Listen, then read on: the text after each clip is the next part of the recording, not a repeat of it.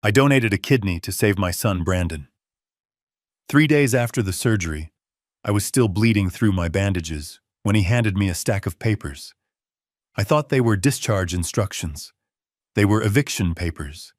He was sending me to a nursing home so he could turn my bedroom into a gym for his wife.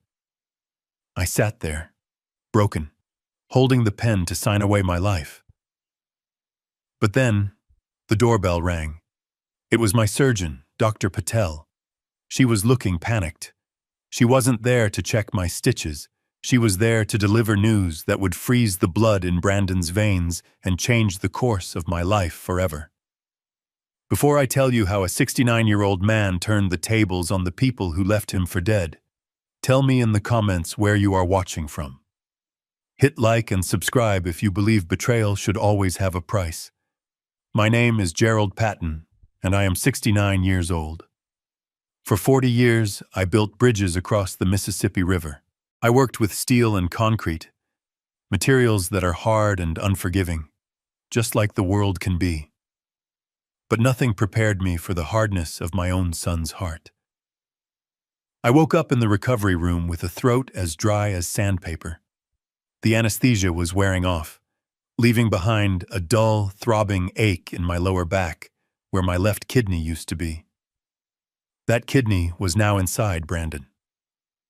I blinked against the harsh fluorescent lights, trying to find a familiar face. I expected to see gratitude.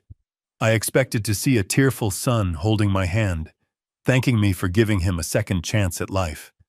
Instead, I smelled pepperoni and stale grease. My vision cleared. Brandon was sitting in the visitor chair, scrolling through his phone with one hand and shoving a slice of pizza into his mouth with the other. He looked healthy. His color was already returning. The transplant had worked. Sitting next to him was his wife, Courtney. She was filing her nails, looking bored, as if she were waiting for a delayed flight rather than sitting with her father-in-law, who had just undergone major organ surgery. "Water," I croaked. My voice was a broken whisper. Brandon didn't look up. He just chewed louder. Courtney sighed, a heavy, dramatic sound that filled the small room. She didn't move to get the pitcher on the table. She didn't call the nurse. She just looked at Brandon and said, "I told you this would take too long. The Wi-Fi in this hospital is garbage, Brandon. I cannot upload my story if the connection keeps dropping." Brandon finally glanced at me. There was no warmth in his eyes, just a cold calculation. "Dad, stop being dramatic. The nurse said you need to wait an hour before drinking. You just woke up." I tried to shift in the bed, but a sharp bolt of pain shot through my side. I gasped. I needed help adjusting the pillows. I reached out a trembling hand toward my son. "Brandon, please," I whispered. "My back." He rolled his eyes. He actually rolled his eyes. He wiped his greasy hands on his jeans and stood up, but not to help me. He walked to the window and looked out. His back turned to my suffering. "You know, Dad, this whole surgery has been a logistical nightmare for me. I have been away from the office for 3 days. My investors are getting nervous. Do you have any idea how much money I am losing by sitting here watching you sleep?" I felt a coldness spread through my chest that had nothing to do with the operating room temperature. I had just cut a part of myself out for him. I had gone under the knife, risked my life at my age because he had cried on my shoulder 6 months ago saying he wasn't ready to die. Now he was worried about his investors. Courtney chimed in, blowing on her nails. "And the smell, Brandon. It smells like old people and antiseptic in here. Can we please just go? He is awake. He is fine. The doctors do this every day." I closed my eyes. I wanted to believe it was just the stress talking. I wanted to believe that deep down, they were just tired and scared. But the way Brandon chewed that pizza, the way Courtney looked at me like I was a stain on her designer dress, told me otherwise. I lay there in silence for 2 more hours. They didn't speak to me again. They spoke to each other about a vacation they were planning to Cabo next month. A vacation they were booking on a credit card I knew was maxed out. I fell asleep to the sound of them laughing about a waiter they had fired last week. I didn't know it then, but that laughter was the soundtrack to my destruction. 3 days later, the discharge process was a blur.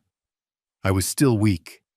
Every bump in the road sent a shockwave of agony through my incision. Brandon drove my truck. He drove fast, hitting potholes without slowing down. I sat in the passenger seat, clutching a pillow to my stomach, gritting my teeth. Courtney was in the back, talking loudly on speakerphone to her friend about a new yoga studio she wanted to join. When we pulled into the driveway, I let out a breath I didn't know I was holding. Home. My home. The house I had bought 30 years ago. The house where I had raised Brandon after his mother passed. I just wanted to get into my bed, surround myself with my familiar things, and heal. But as I stepped out of the truck, leaning heavily on my cane, I saw it. There were black trash bags lined up on the porch. 5 of them. They were bulging, misshapen, and tied with aggressive knots. My heart skipped a beat. "What is this?" I asked, pointing with my cane. "Did we miss trash day?" Brandon walked past me, not offering an arm to help me up the stairs. He unlocked the front door and held it open, but he didn't step aside. He stood there, blocking the entrance. "We need to talk, Dad. Go sit in the living room." I hobbled inside. The house felt different. The air was stagnant, and then I noticed the walls. The photos. My photos. The pictures of my late wife. The photos of Brandon's graduation. The picture of me receiving my engineering award. They were gone. The walls were bare. "Where are my pictures?" I asked, panic rising in my throat. Courtney walked in behind me, kicking the door shut with her heel. "Oh, those?" They were cluttering up the aesthetic. "We put them in storage. Or the garage. I don't remember." I sank onto the sofa. It was the only piece of furniture that hadn't been moved. Brandon stood in front of me. He didn't sit. He loomed over me, holding a manila envelope. He looked like a prosecutor about to deliver a verdict. "Dad, we have been looking at the finances," Brandon started, his voice devoid of emotion. "This surgery, the recovery, it is going to be expensive. And let's be honest, you are not getting any younger. You need professional care, care that Courtney and I cannot provide." I looked at him, confused. "I am fine, Brandon. I just need a few weeks of rest. I can cook for myself. I can walk. I am not an invalid." Brandon threw the envelope onto the coffee table. It landed with a heavy slap. "It is not just about your health, Dad. It is about the house." "The house?" I whispered. Courtney stepped forward, crossing her arms. "We need the space, Gerald. Brandon's business is expanding. He needs a home office. And I need a dedicated studio for my live streams. Your bedroom has the best light. We cannot have you coughing and shuffling around in the background while we are trying to build a brand. It is just not professional." I felt like I had been punched in the gut. My bedroom? The room I had shared with his mother? "So," Brandon continued, pointing a finger at the envelope, "I have made arrangements. There is a facility called Shady Pines. It is 20 miles north. They have a bed open. The shuttle will be here in 45 minutes. Shady Pines. I knew that place. It was a state-funded warehouse for the forgotten. A place where the hallways smelled of urine and the staff was underpaid and overworked. "You are kicking me out?" I asked, my voice trembling with a mix of rage and disbelief. "I just gave you my kidney, Brandon. 3 days ago. You are standing here alive because of me, and you are kicking me out?" Brandon's face hardened. He leaned down, his hands on his knees, bringing his face close to mine. "Do not guilt-trip me, Dad. You gave me a kidney because that is what parents do. It doesn't make you a saint. And it doesn't give you the right to freeload in my house forever. You signed the deed over to me last year, remember? For tax purposes, you said. Well, legally, this is my house, and I am telling you, you are leaving. Freeload." The word hung in the air like smoke. I had paid off this mortgage 10 years ago. I paid for his college. I paid for his wedding. I paid for the car sitting in the driveway. Courtney picked up one of the black trash bags from the porch and dragged it into the living room. She dropped it at my feet. "Here are your clothes," she said, not making eye contact. I packed the essentials. "You won't need the suits or the tools where you are going. They provide hospital gowns." I looked at the bag. My life reduced to a pile of garbage. My hands shook as I reached for the envelope. I pulled out the papers. Admission forms for Shady Pines. A surrender of residency rights. A non-disclosure agreement? "What is this?" I asked, pointing to the last page. Brandon snatched the paper back. "Just standard stuff, Dad. It just says you won't badmouth us to the extended family. We don't need the drama. Just sign the admission papers. The driver is on his way." I looked at the pen he was holding out to me. It was a gold pen. A pen I had given him for his graduation. The irony tasted like bile in my mouth. I was trapped. I had no money. He had access to my accounts. I had no car keys. I had a fresh surgical wound and nowhere to go. I took the pen. My hand was shaking so badly I could barely hold it. I felt a tear slide down my cheek, hot and humiliating. I was going to sign.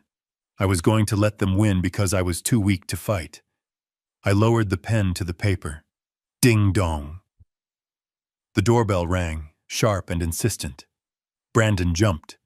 "Who is that?" He looked at Courtney. "Did you order food?" "No," she said, frowning. The doorbell rang again. Longer this time, followed by a heavy pounding. Brandon huffed and marched to the door. "I hope it is not the neighbors complaining about the trash bags again," he muttered. He yanked the door open. Dr. Patel stood there. She was wearing her white coat, which was strange. Doctors don't make house calls. Not anymore.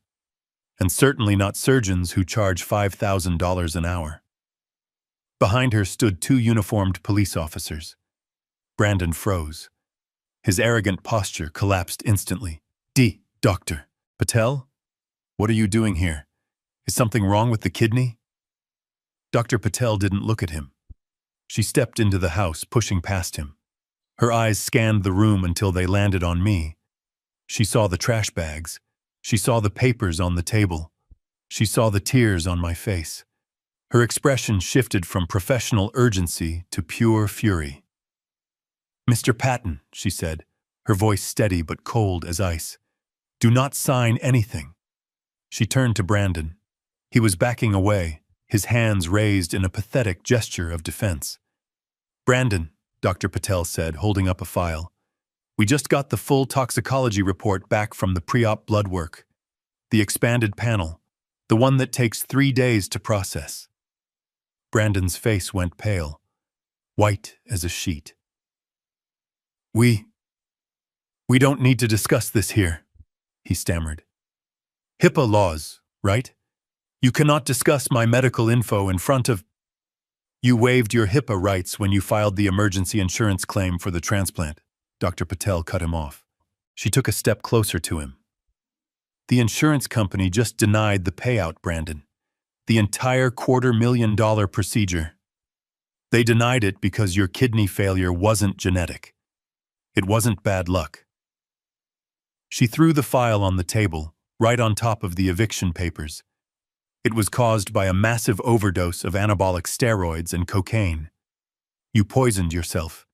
And because it was self-inflicted drug abuse, the policy is void. You owe the hospital $250,000, and it is due immediately." The room went silent. The only sound was Courtney gasping. "Cocaine?" she screeched, turning to Brandon. "You told me you quit. You told me the money went to the business." Brandon wasn't looking at her. He was looking at the police officers. "That is not all," Dr. Patel continued, turning her gaze to me. Her eyes softened, but her voice remained made of steel. "Mr. Patton, the police are here because filing a fraudulent insurance claim for that amount is a felony. But more importantly, under the medical fraud statutes, if the recipient deceived the donor about the cause of the organ failure, the donor has legal grounds to sue for damages. Punitive damages." She looked back at Brandon, who was now trembling. "You didn't just steal a kidney from your father, Brandon. You stole it under false pretenses. And looking at these bags," she gestured to the trash bags at my feet, "it looks like you were planning to dispose of the evidence." I sat up straighter. The pain in my side was still there, but suddenly, it felt different. It wasn't the pain of a victim anymore. It was the fuel for a fire that was just starting to burn. I looked at the eviction papers. Then I looked at my son, who was sweating bullets. I put the cap back on the gold pen. The click was the loudest sound in the room. "I am not signing these, Brandon," I said. My voice wasn't a whisper anymore. It was low and rumbling, like the earth before a quake. "And I am not going to Shady Pines, but you might want to start packing." This was just the first domino, and I was about to watch them all fall. The silence in the living room was heavier than the lead aprons used in the X-ray room. My son Brandon stood frozen near the fireplace, his face a mask of terror that slowly twisted into ugly defiance. The police officers remained by the door, their hands resting near their belts, silent sentinels witnessing the disintegration of a family.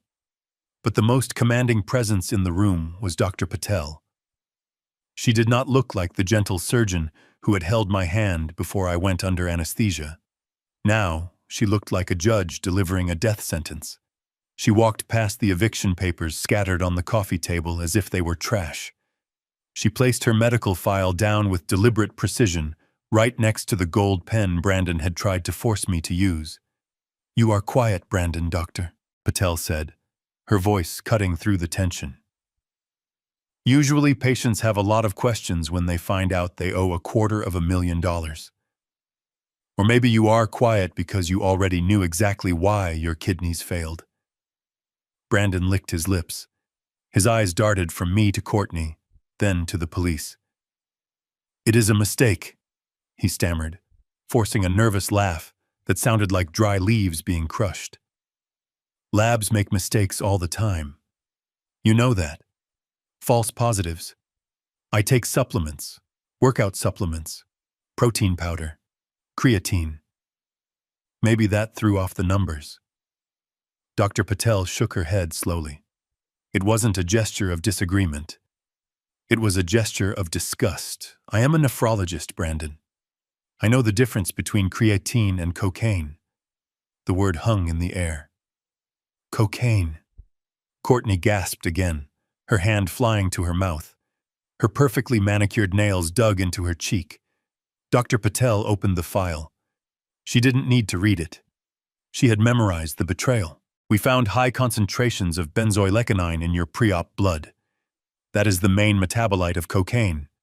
But that alone didn't kill your kidneys. It was the cocktail. You have been stacking anabolic steroids for at least 2 years. Trendione, boldenone, drugs used on racehorses, Brandon, not humans." I sat there, my hand instinctively covering the fresh scar on my abdomen. I tried to process the words. Racehorse drugs, cocaine. While I was living on a fixed income, eating canned soup to save money for his birthday gifts, my son was spending a fortune to destroy his own body. Dr. Patel continued, her finger tracing a line on the chart. Steroids raise blood pressure. They force the kidneys to filter blood at a hyper-accelerated rate. It causes scarring. Focal segmental glomerulosclerosis. It is irreversible. And when you add cocaine, which constricts the blood vessels, you are essentially strangling your organs while whipping them to work harder. You didn't have bad luck, Brandon. You murdered your own kidneys. I looked at my son. Really looked at him. I saw the bulk in his shoulders that I had always attributed to him going to the gym. I saw the jittery energy I thought was just startup stress. It was all a lie. A chemical lie. Brandon's face turned red. He wasn't ashamed. He was angry. He was cornered. "So what?" he shouted, throwing his hands up. "So what if I took some stuff to look good?" Everyone does it. In my industry, image is everything, Dad. You have to look successful to be successful. You wouldn't understand. You spent your life playing in dirt and cement. I am a CEO. I have pressure you cannot imagine.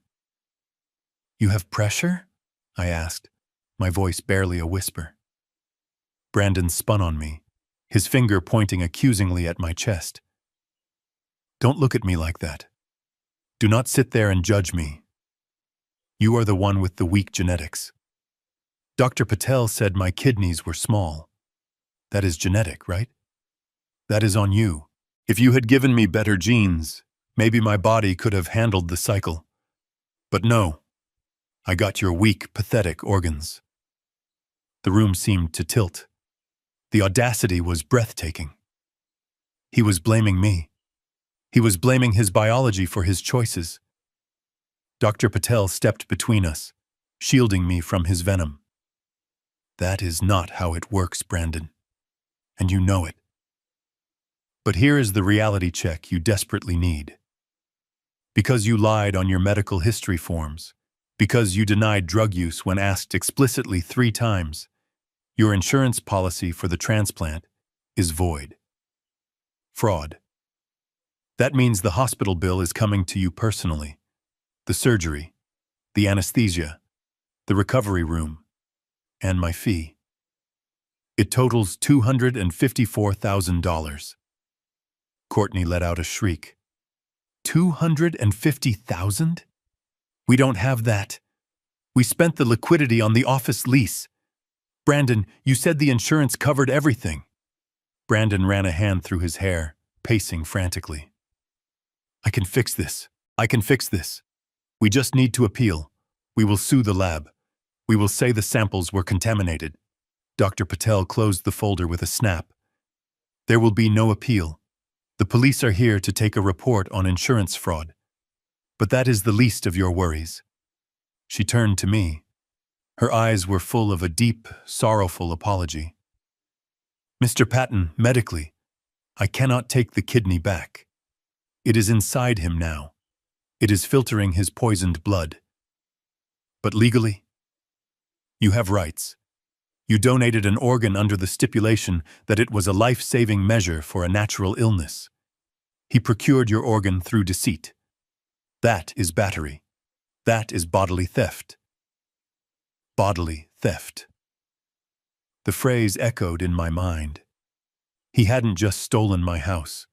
He had stolen a piece of my soul. Brandon laughed. It was a manic, high-pitched sound. Theft? Are you kidding me? It is a donation. You gave it to me, Dad. It is a gift. You cannot repossess a gift. What are you going to do? Cut it out of me right here? He grabbed a vase from the mantel and threw it against the wall. It shattered, shards of porcelain raining down on the eviction papers. Get out! Brandon screamed. All of you, get out of my house! You cannot arrest me for being sick! And you, Dr. Patel, you are fired. I will report you to the medical board for violating my privacy. One of the police officers stepped forward, his hand resting on his taser. Sir, calm down. We are not arresting you today. We are filing the initial report. The district attorney will decide on the charges. But I suggest you stop throwing things before I add disorderly conduct to your list of problems. Courtney rushed to Brandon, grabbing his arm, not to comfort him, but to shake him. Brandon, listen to me. If we have to pay that bill, we are bankrupt. The investors will pull out if they find out you are a drug addict. You have to fix this with your father. Right now. She turned her desperate mascara-stained eyes to me. Dad, Gerald, please. He didn't mean it. It was the steroids talking. You know how he gets. He loves you. We love you. We can work this out. You can stay. You can have your room back. We will move the gym to the garage. Just tell the doctor to drop the fraud claim. Please. I looked at Courtney. 5 minutes ago, she was putting my clothes in trash bags. 5 minutes ago, I was an inconvenience. Now that I was their financial lifeline, I was family again. I slowly used my cane to push myself up from the sofa. The pain in my incision was sharp, a reminder of the knife that had cut me open for them. I looked at the eviction papers. I looked at the trash bags. And then I looked at my son. He wasn't looking at me with remorse. He was looking at me with expectation. He expected me to cave. He expected me to be the doormat I had been for 30 years.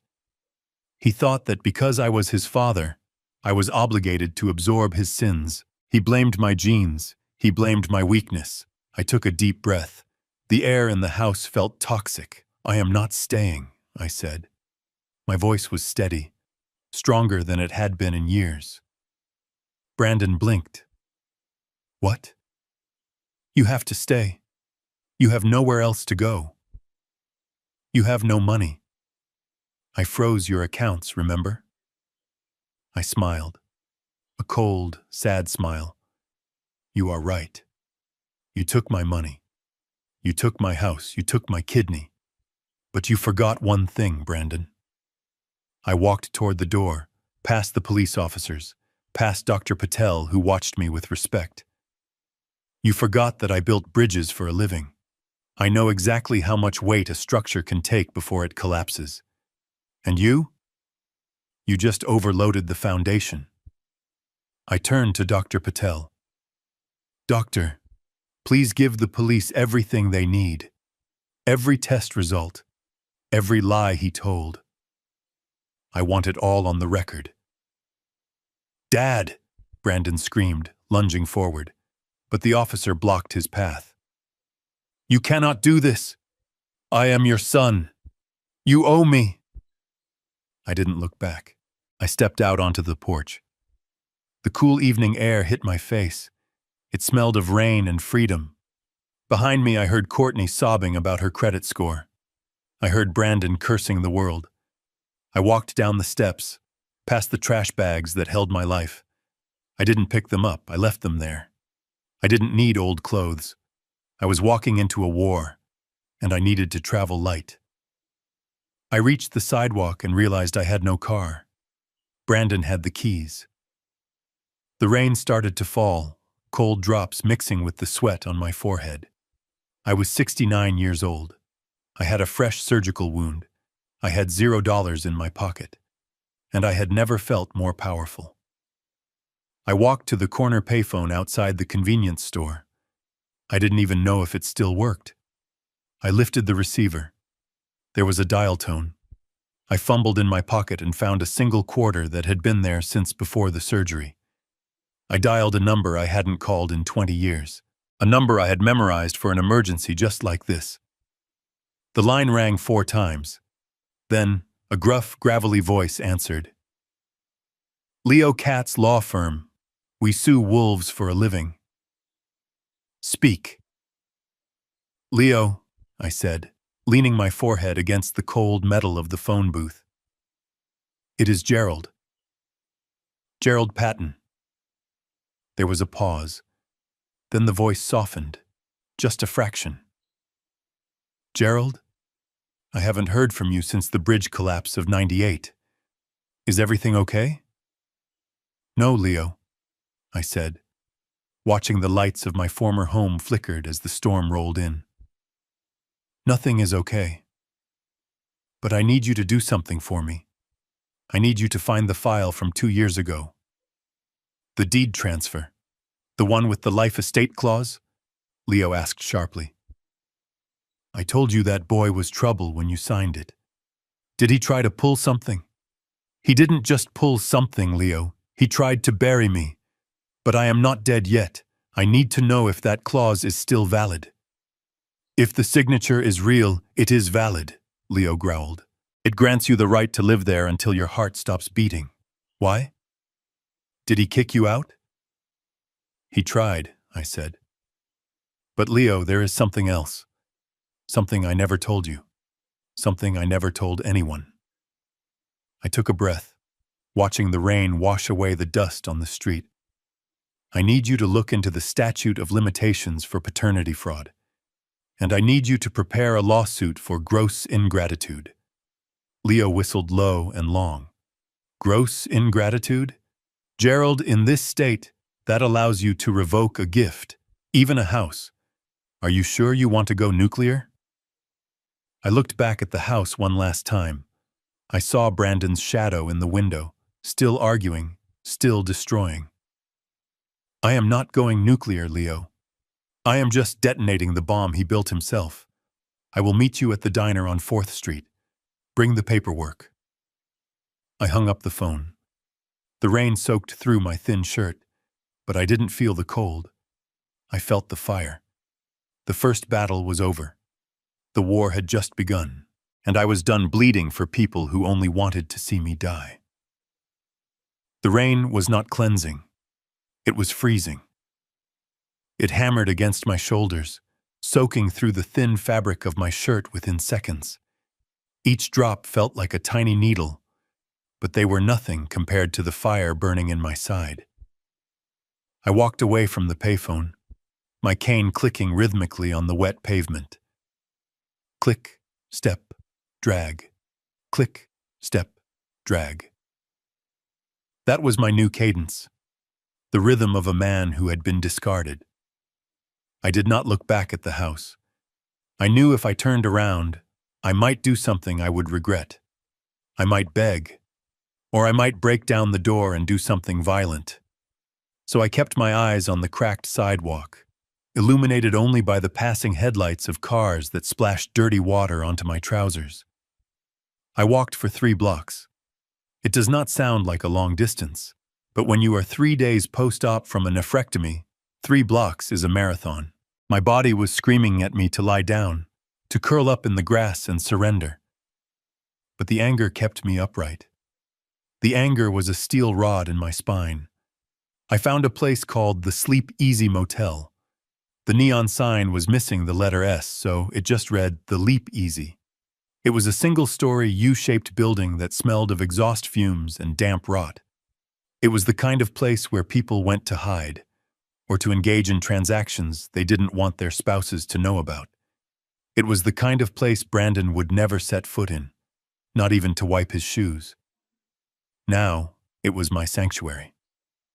I pushed open the door to the lobby. A bell jingled weakly. The clerk was a young man with headphones around his neck and a complexion that suggested he hadn't seen the sun in days. He didn't look up from his phone. "One night," I said. My voice was rough. He slid a registration card across the counter without making eye contact.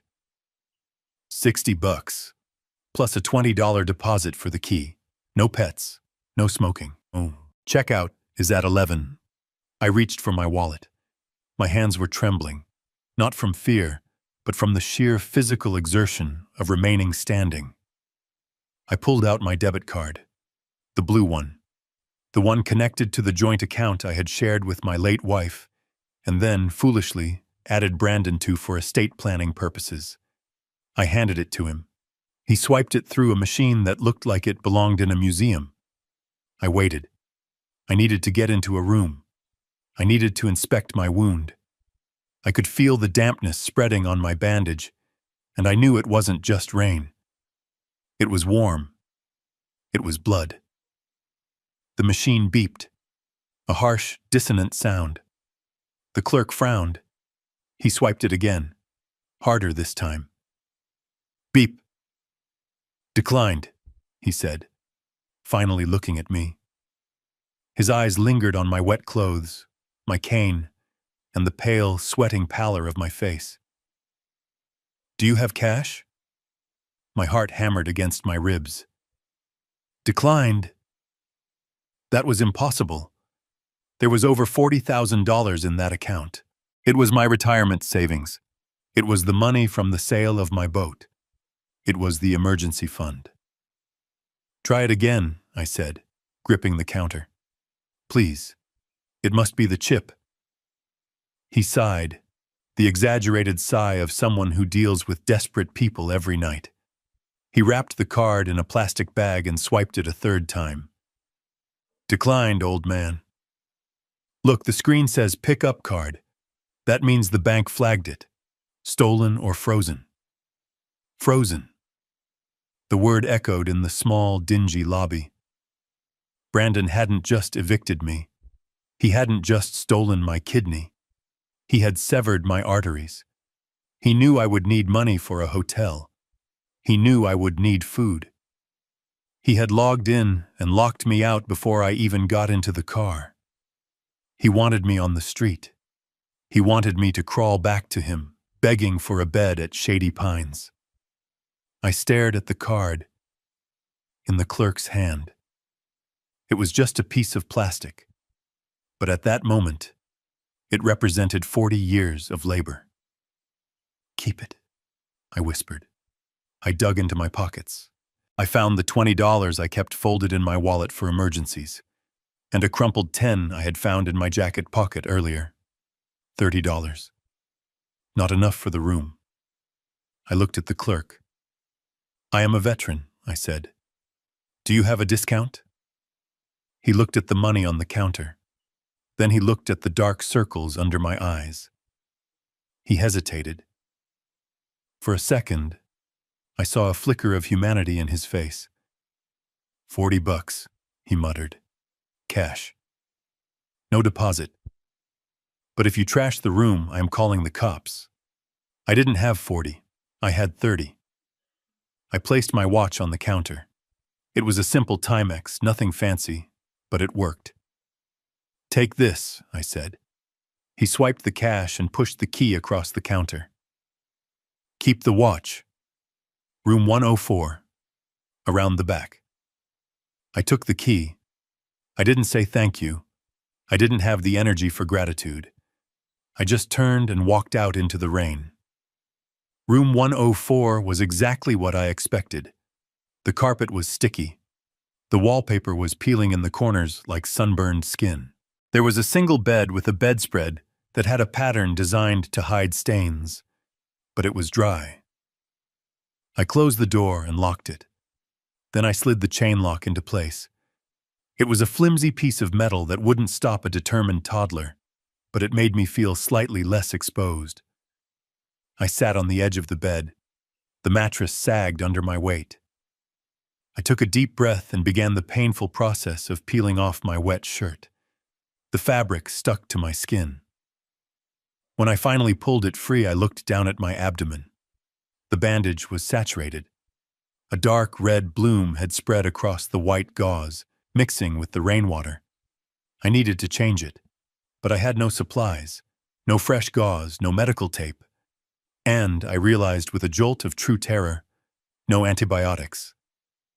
I had left the hospital bag on the table at the house. The bag with the painkillers. The bag with the immunosuppressants. I was a transplant donor.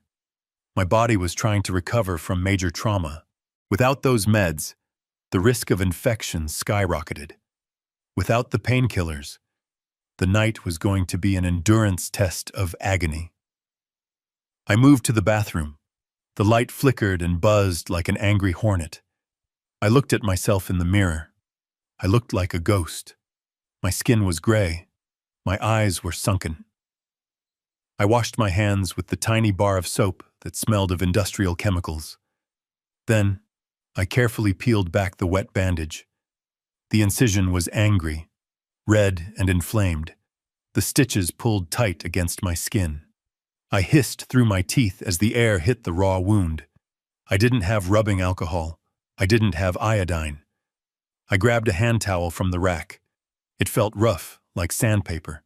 I ran it under hot water, wringing it out until my hands burned. Then I pressed it against the wound. The pain was blinding. White hot stars danced in my vision. I bit down on my lip to keep from screaming. I tasted copper. I held the towel there, breathing in short, shallow gasps, until the bleeding slowed. I stumbled back to the bed and collapsed. I didn't get under the covers. I didn't trust them. I lay on top, shivering in my wet trousers. That was when the noise started. The walls were paper thin. From the room next door, I heard a thud. Then a voice. "You are useless!" A man's voice, slurring, drunk. "You forgot the cigarettes again?" Then a woman's voice, pleading. "I am sorry. I didn't have enough money. Please don't." Another thud, the sound of a body hitting the wall, right next to my head. I flinched. The violence seeped through the drywall. It was the soundtrack of the desperate. It was a mirror of my own life. I had given everything, and I had been met with violence. Not physical blows, but emotional ones. Brandon's betrayal hit harder than any fist. My stomach growled, a deep, hollow ache. I hadn't eaten since the hospital breakfast, a bowl of oatmeal that I had barely touched. Now that the hunger was clawing at me, competing with the pain in my side, I thought about the vending machine in the lobby. I had $0 left, not a penny. I lay there in the dark, listening to the couple next door scream at each other. The woman was crying now, soft, broken sobs. I wanted to bang on the wall. I wanted to yell at the man to leave her alone. But I couldn't. I was too weak. I was a 69-year-old man who couldn't even defend his own home, let alone a stranger. The shame washed over me. Shame is a cold companion. It tells you that you deserve this. It tells you that you were stupid to trust, stupid to love. I thought about Brandon's face when he handed me the eviction papers, the look of utter detachment. How does a father raise a son to be a monster? Where did I go wrong? Did I hug him too much? Too little? Did I shield him from the world so much that he never learned the value of a dollar or a soul? The pain in my side flared up again, a rhythmic throbbing that matched my heartbeat. Thump, pain, thump, pain. I closed my eyes, but sleep was impossible. My mind was racing. Brandon thought he had won. He had the house, he had the money, he had the kidney. He thought I was just an old dog that would go off into the woods to die quietly. He thought the frozen bank account was the final nail in my coffin. But as I lay there, listening to the sirens wailing in the distance, my mind shifted. I stopped thinking about the pain. I stopped thinking about the hunger. I started thinking about the structure of things. I was an engineer. When a bridge has a structural failure, you don't just paint over it. You find the stress fracture. You find the weak point that caused the collapse. Brandon's weak point wasn't his kidney. It was his arrogance. He had left a paper trail. The insurance fraud. The drugs. The forged signature on the deed modification. He had been sloppy because he never expected me to fight back. He thought he was the predator and I was the prey. I reached into my pocket and pulled out the only thing I had left. The card Leo Katz had given me 20 years ago. It was bent and water damaged, but the number was still legible. I placed it on the nightstand next to the Bible. "I am not going to die in this motel," I whispered to the flickering light bulb. The woman next door screamed again. Then silence. I stared at the ceiling. The water stain looked like a map of a territory I had never navigated before. The territory of revenge. I wasn't Gerald the father anymore. That man died when he signed the discharge papers. I was Gerald, the survivor. And tomorrow, I wasn't going to look for a job. I wasn't going to look for an apartment. I was going to look for a war. The cold from my wet clothes finally seeped into my bones, and my body began to shake uncontrollably. I curled into a fetal position, protecting my incision. I gritted my teeth until my jaw ached. I would endure this night. I would endure the cold. I would endure the hunger.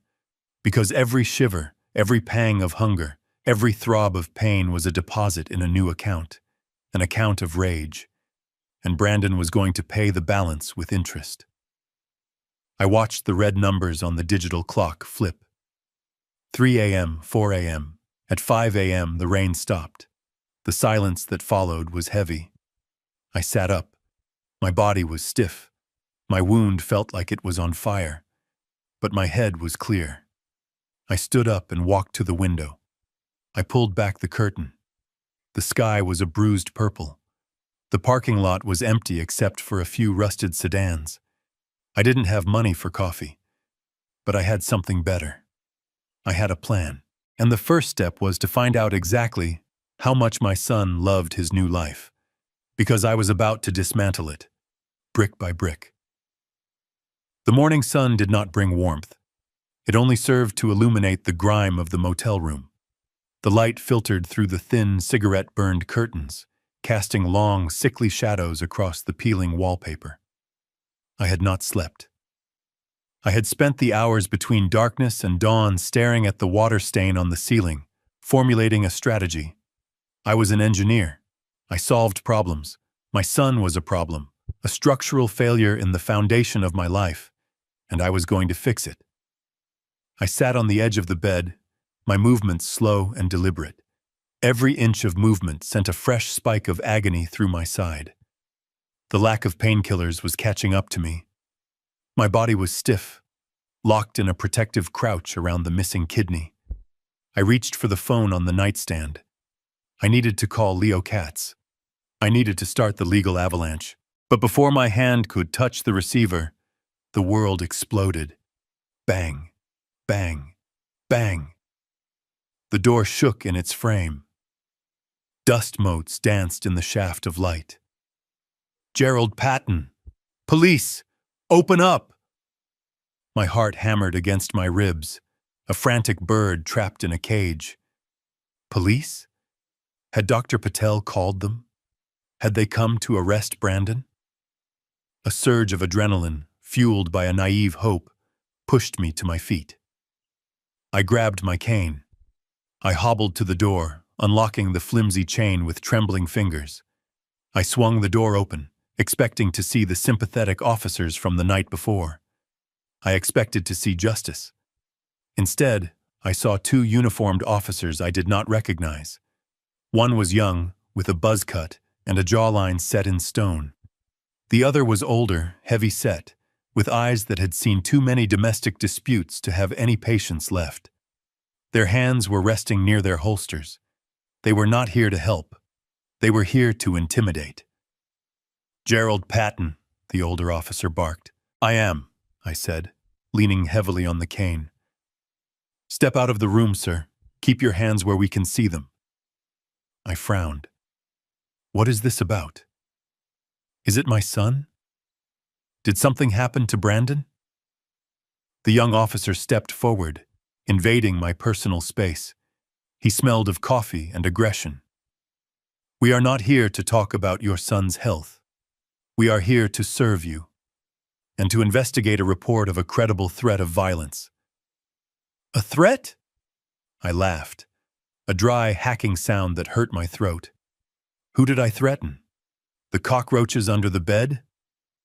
The officer did not smile. Ma'am, turn around and place your hands on the wall. Do it now. I stared at him.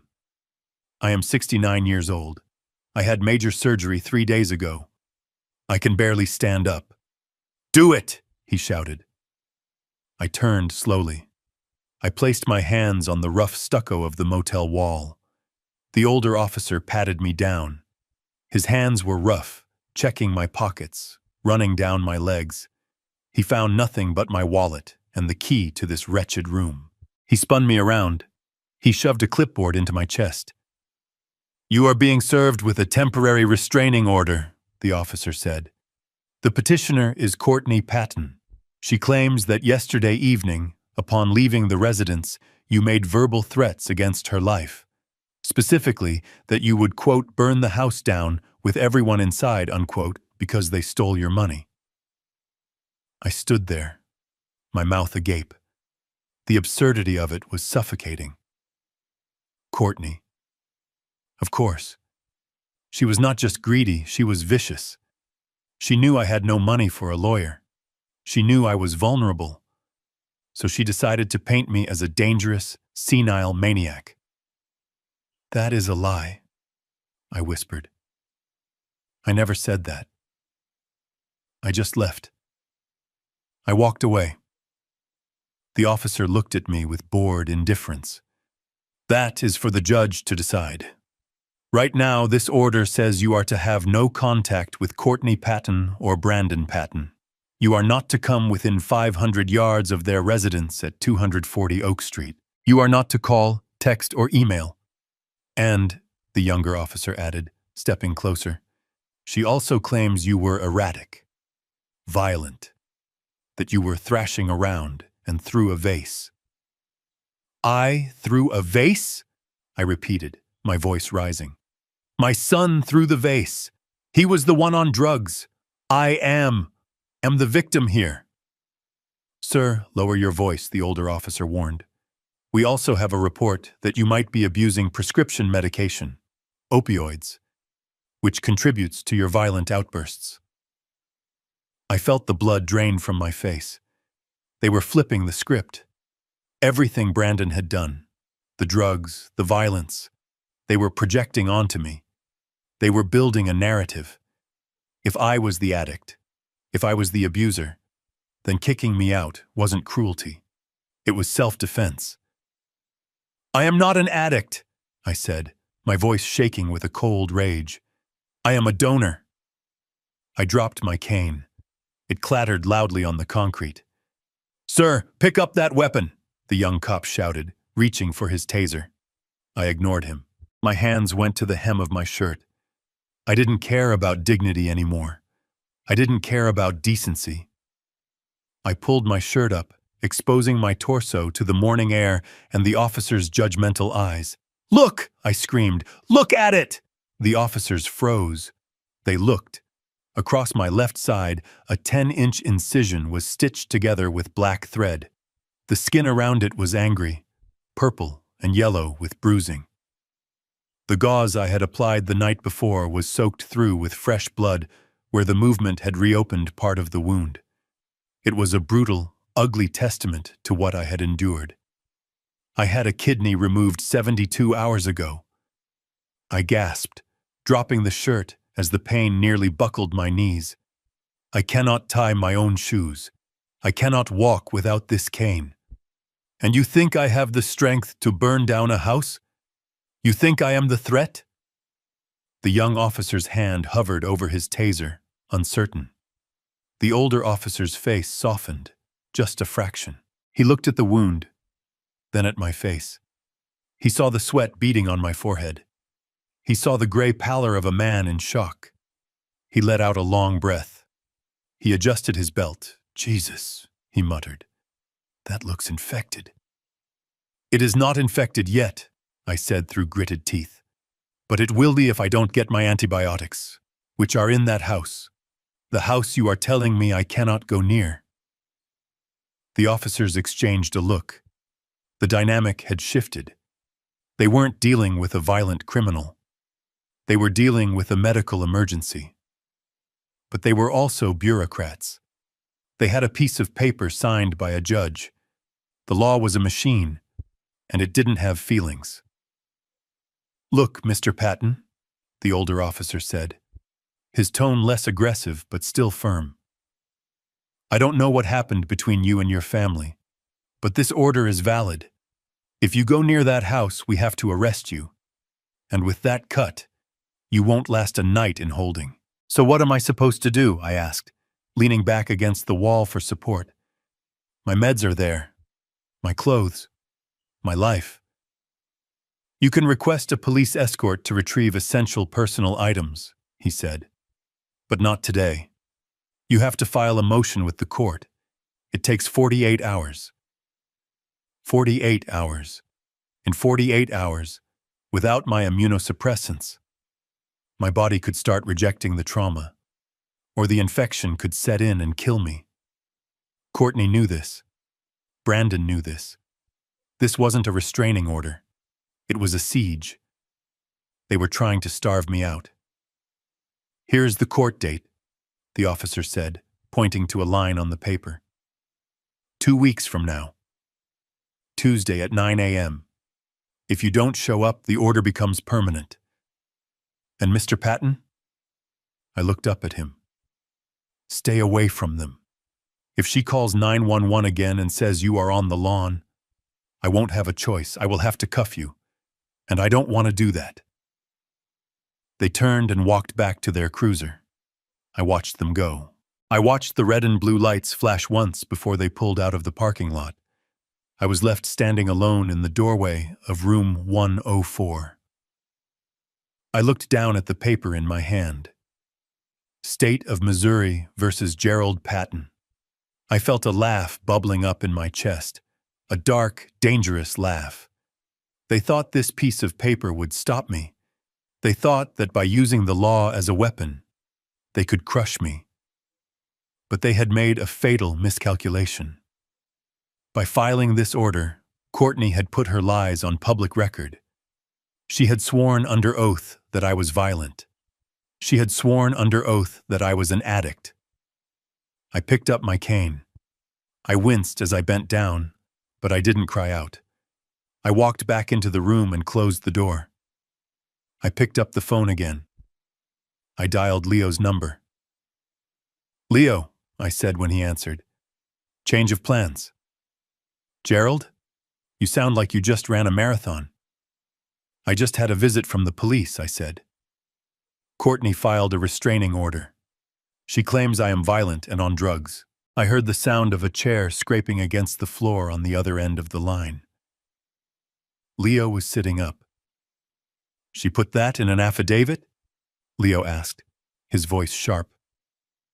She did. Good, Leo said. That is actually good. How is that good, Leo? I can't go home. I have no meds. Because, Gerald, Leo said, his voice dropping to a low growl. Perjury is a crime. And if we can prove she lied to get that order, we don't just get the house back. We get to destroy her credibility forever. But first, we need to keep you alive. Where are you, Ma? The Sleep Easy Motel. Stay there. I am coming to get you. And I am bringing a notary and a camera. We are going to document every bruise, every stitch, and every drop of blood. If they want a war, Gerald, we are going to give them a war. But we are going to fight it in the courtroom, where facts still matter. I hung up the phone. I looked at the restraining order one last time. I folded it carefully and put it in my wallet, right next to the picture of my late wife. You made a mistake, Courtney, I whispered to the empty room. You tried to bury me, but you forgot that I am a seed. The Greasy Spoon Diner on 4th Street was a relic of a bygone era, much like Leo Katz and myself. The air hung heavy with the scent of burnt coffee and frying bacon grease, a smell that usually made my stomach turn. But today, it felt grounding. It was real. It was honest. Unlike the sterilized, perfumed air of my son's house, this place didn't pretend to be anything it wasn't. I sat in a booth with red vinyl seats that were cracked and taped over with silver duct tape. My cane rested against the table, a silent sentinel. I nursed a cup of black coffee, my hands wrapped around the ceramic mug for warmth. The restraining order burned a hole in my pocket. The bell above the door chimed, a harsh jingle that cut through the low murmur of the other patrons. I looked up. Leo Katz walked in. He looked exactly as I remembered him from 20 years ago, just with more gray in his beard and a few more lines etched around his eyes. He wore a rumpled brown suit that looked like he had slept in it, and he carried a battered leather briefcase that had probably seen more courtrooms than most judges. He didn't look like a high-powered attorney. He looked like a weary detective from a noir film. But I knew better. Leo was a pit bull in a cheap suit. He didn't bark. He just bit. And he never let go. He spotted me instantly. He didn't smile. He just nodded, a sharp jerk of his chin, and marched over to the booth. He slid in opposite me, groaning slightly as his knees hit the table leg. "You look like hell, Gerald," he said, placing his briefcase on the table with a heavy thud. "I feel like hell, Leo," I replied, my voice raspy. He signaled the waitress for coffee without even looking at her. Then he turned his intense, dark eyes on me. He scanned my face, noting the pallor, the sweat on my upper lip, and the way I was favoring my left side. "So," he said, leaning forward, "let me get this straight. You gave the kid a kidney. He gave you an eviction notice. And now his trophy wife says you are a violent junkie." "That sums it up," I said. Leo let out a short, bark-like laugh. "Unbelievable. I always said that boy had shiftless eyes, even when he was 12. Remember when he stole that bike and blamed the neighbor's kid? You defended him then, said he was just confused." I looked down at my coffee. "I defended him my whole life, Leo. That was my mistake. I thought love was a shield. Turns out, it was a blindfold." Leo reached into his briefcase. He pulled out a thick stack of papers. They were legal documents, flagged with yellow sticky notes. "All right, enough about feelings," Leo grunted. "Feelings don't win lawsuits. Evidence wins lawsuits. Paper trails win lawsuits. And your son? He left a trail so wide a blind man could follow it." He pushed the stack toward me. "I spent the last 3 hours at the county recorder's office," Leo said. "I pulled the original deed transfer from 2 years ago, the one where you signed the house over to Brandon for estate planning." I nodded. I remembered that day. Brandon had been so solicitous. He said he wanted to protect the asset from probate court. He said it was to make sure I was secure. Leo flipped the file open. "Look at page 4, Gerald." I looked. It was a standard warranty deed. "Now," Leo said, his finger tapping on a specific paragraph. "Do you remember what we discussed when you drafted this? I told you to include a life estate reservation. It means even though he owns the bricks and mortar, you own the right to live there until you die. It is ironclad. He cannot sell it.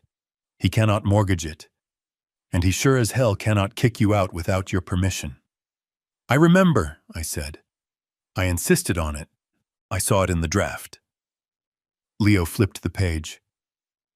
"Well, here is the document that was recorded with the county," Leo said. His voice dropped an octave. "Look at the paragraph." I squinted at the paper. My heart stopped. The paragraph was gone.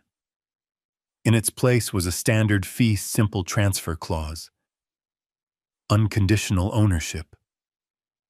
I don't understand," I stammered. "I saw the draft. I signed the draft with the clause." Leo pulled out another document. This one was a quitclaim deed, dated 3 days after the original transfer. He filed an amendment, Gerald, a correction deed, removing the life estate restriction. And look at the signature at the bottom. I looked at the signature. Gerald Patton. It looked like my signature. The loop on the G, the sharp cross on the T. But something was wrong. I leaned closer, my breath hitching in my chest. The ink was too smooth. My hand has had a tremor for 5 years, ever since I broke my wrist on the job site. My signature always has a slight jagged edge on the upstroke of the P. This signature was fluid, confident. "That is not me," I whispered. "I never signed this. I never even saw this document." Leo slammed his hand on the table. The coffee cups rattled. "Bingo," he hissed. "I knew it. I compared it to your signature on the intake form you faxed me 10 years ago. The pressure points are all wrong. And look at the date of the notary stamp." I looked at the date. October 14th. "Where were you on October 14th, 2 years ago?" Leo asked. I closed my eyes, thinking back. October. 2 years ago. "I was in the hospital," I said, my eyes flying open. "That was when I had my gallstones removed. I was in post-op recovery all day." "Exactly," Leo said, a savage grin spreading across his face. "I checked the hospital records before I came here. You were under general anesthesia at 2 p.m. This document was notarized at 2:30 p.m. at a bank across town. Unless you can astral project, Gerald, you didn't sign that paper." I felt a cold chill wash over me. It wasn't just greed. It was a crime. A deliberate, calculated crime committed while I was lying in a hospital bed, helpless, just like he had tried to do this week. It was his pattern. He waited until I was weak to strike. "He forged my signature," I said, the realization settling in like a stone in my gut. My own son forged my signature to steal my home. "And the notary?" Leo asked. "Who is the notary?" I looked at the stamp. "Jessica V. Miller." "I don't know her," I said. Leo pulled out a photo from his pocket. It was a printout from a social media page. It showed Brandon at a college party, his arm around a young blonde woman. "Recognize her?" Leo asked. I shook my head. "That is Jessica Miller," Leo said. "She was Brandon's ex-girlfriend from business school. She works at the bank where he has his business accounts." I felt sick. It was a conspiracy of entitled children who thought the world owed them everything. "So the deed is void?" I asked.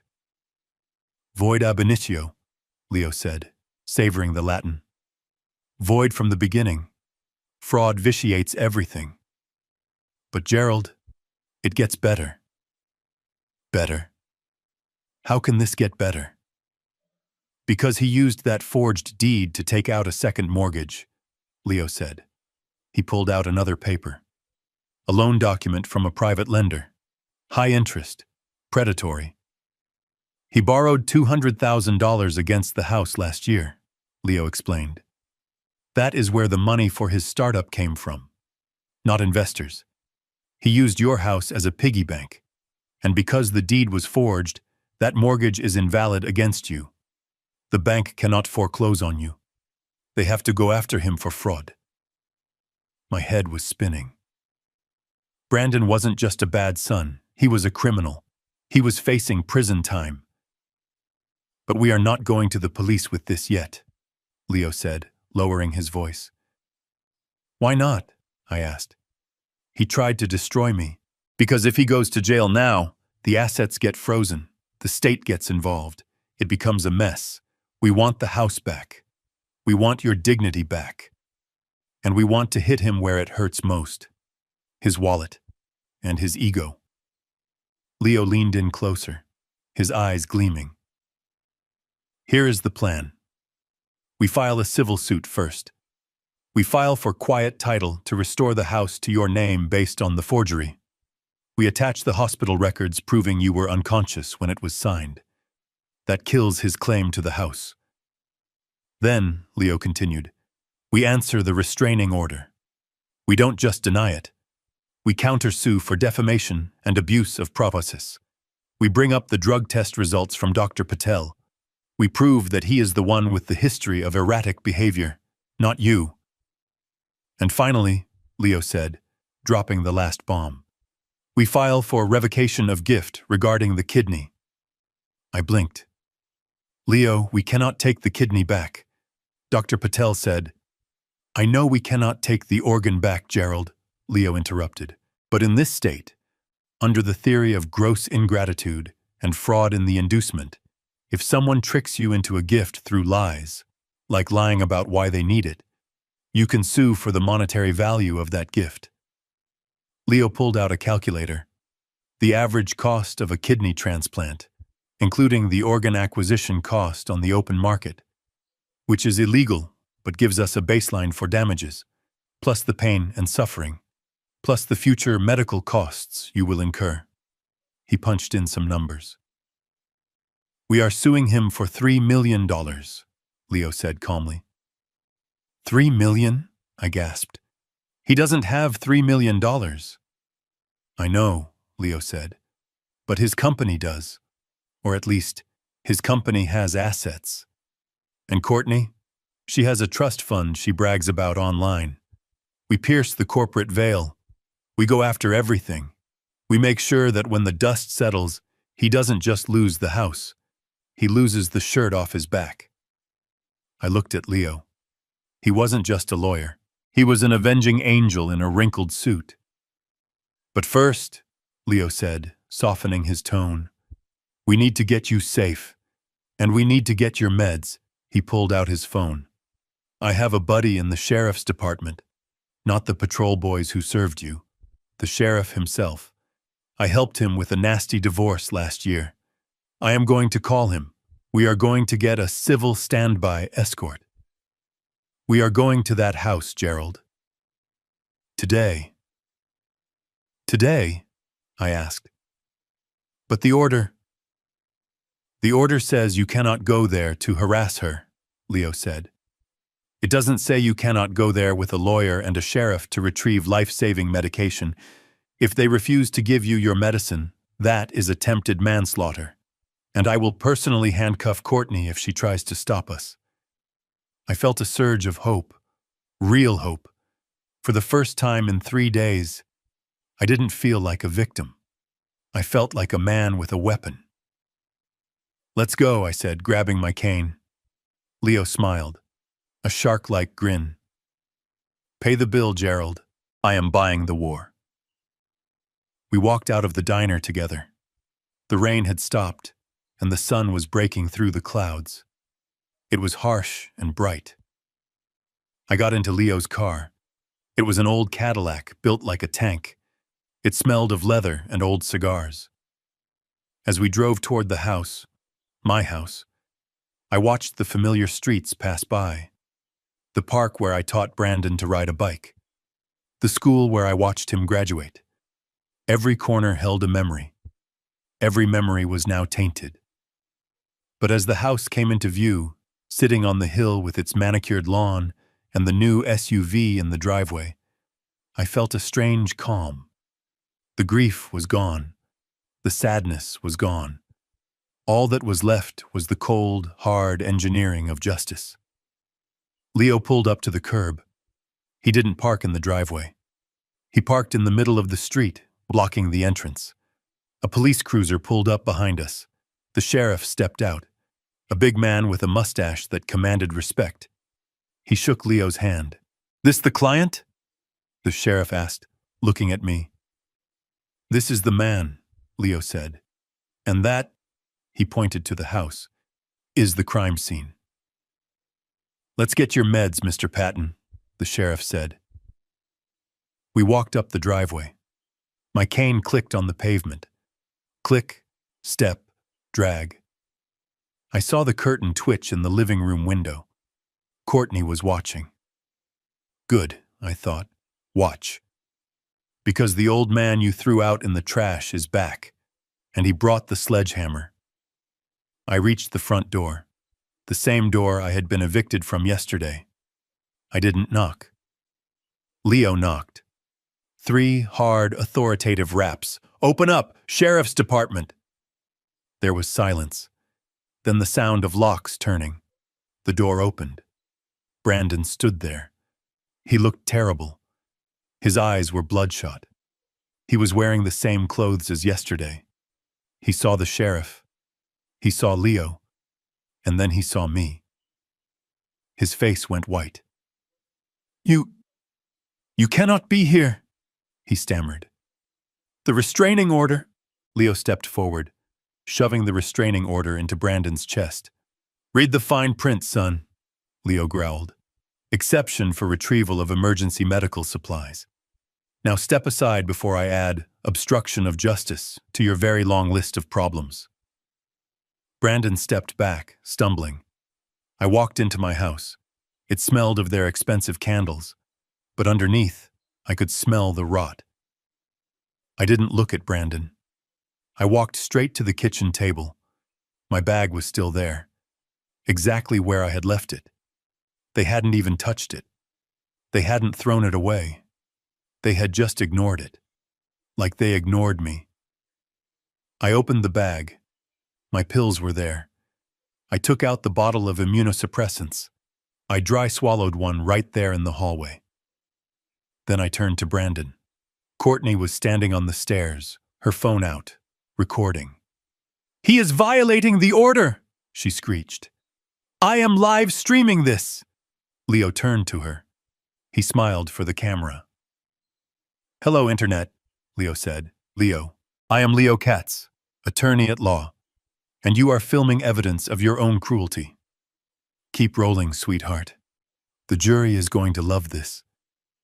Courtney lowered the phone, uncertain. I walked to the door. I stopped next to Brandon. I looked at him one last time. "Enjoy the house, Brandon," I said softly, "because the next time I walk through this door, I will be holding the deed, and you will be holding an indictment." I walked out. I got back into the Cadillac. Leo started the engine. "Where to?" Leo asked. "The courthouse," I said. "We have a lawsuit to file." The van smelled of stale donuts and high-grade electronics. It was a white cargo van, the kind you see parked outside construction sites, invisible to the naked eye because it was so ordinary. On the side it said Mikey's Plumbing. We unclog your problems. It was a fitting name because Leo Katz had introduced me to Mikey not as a plumber, but as the best private investigator in the tri-state area. Mikey was a small man, with nervous energy and fingers that flew across a keyboard like a concert pianist. I sat on a crate in the back, my cane resting against my knee, watching the monitors that lined the wall. "You sure you want to see this, Mr. Patton?" Mikey asked, adjusting a frequency knob. "Most clients prefer the written report. Watching the sausage get made. It is not good for the digestion, especially for a guy with a fresh zipper on his stomach." I leaned forward, the blue light of the screens reflecting in my eyes. "I don't want a report, Mikey. I want the truth. Turn it up." We were parked across the street from a bistro called the Golden Spoon. It was the kind of place that served $20 avocado toast and charged for water. Through the tinted window of the bistro, I could see her. Courtney, my daughter-in-law. She looked immaculate. She was wearing a red dress that I knew cost more than my first car. She was laughing, tossing her hair back, checking her reflection in her spoon. She didn't look like a woman terrified of her violent father-in-law. She didn't look like a wife worried about her husband's failing health. She looked like a woman celebrating. "Who is she waiting for?" I asked. Mikey tapped a screen. "Facial recognition is running. Give it a second." "But my bet?" "It isn't Brandon. Brandon is currently at the house trying to sell his Rolex on eBay. I saw the listing pop up 10 minutes ago." I watched the screen. A man walked into the frame. He was tall, wearing a suit that was too tight and a watch that was too big. He had the polished, predatory look of a salesman who would sell his own mother for a commission. He sat down opposite Courtney. He didn't shake her hand. He reached across the table and squeezed it. Familiar. Intimate. "That is Marcus Thorne," Mikey said, reading from the database. "Real estate agent. High-end residential. He is the listing agent for your house, Mr. Patton." I felt a cold knot tighten in my chest. The realtor. The man who had convinced Brandon that selling the house was the only way to save the company.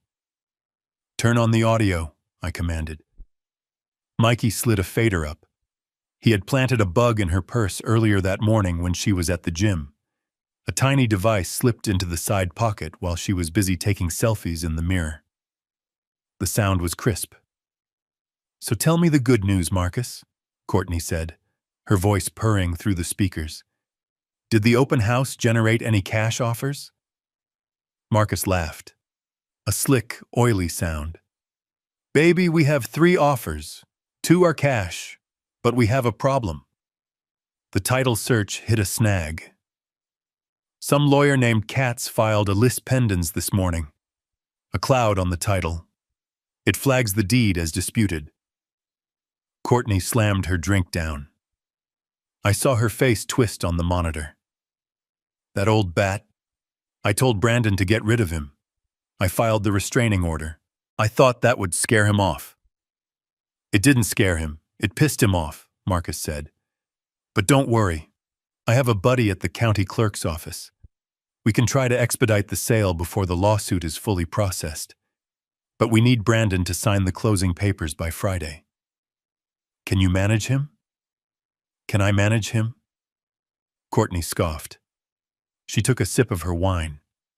"Marcus, Brandon is a mess. He is popping painkillers like candy. He thinks they are for the surgery, but I may have, let's say, not discouraged him from taking the ones that make him compliant. He is a zombie. He will sign whatever I put in front of him." I gripped my cane so hard my knuckles turned white. She wasn't just cheating on him. She was drugging him. She was keeping him sedated so she could liquidate his assets. "And what about the money?" Marcus asked, leaning in. "Once the house sells, the funds go to his corporate account." Courtney smiled. A cruel, sharp smile. "Not if he signs the disbursement authorization I prepared. It routes 80% of the sale proceeds to a consulting firm in the Caymans. A firm owned by us." I felt the bile rise in my throat. This wasn't a marriage. It was a heist. Brandon was the mark. "And then?" Marcus asked. "What happens to the boy wonder?" Courtney shrugged. "Then I file for divorce. I cite his drug use. The cocaine, the steroids. I play the victim. The brave wife who tried to save him but couldn't.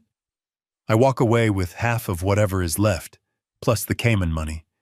And he goes to, well, he probably goes to jail for the insurance fraud. Or the hospital sues him into oblivion. Either way, he is not our problem anymore." I looked away from the screen. I couldn't watch her face anymore. It was too ugly. I thought about Brandon, my son. The boy I had taught to fish.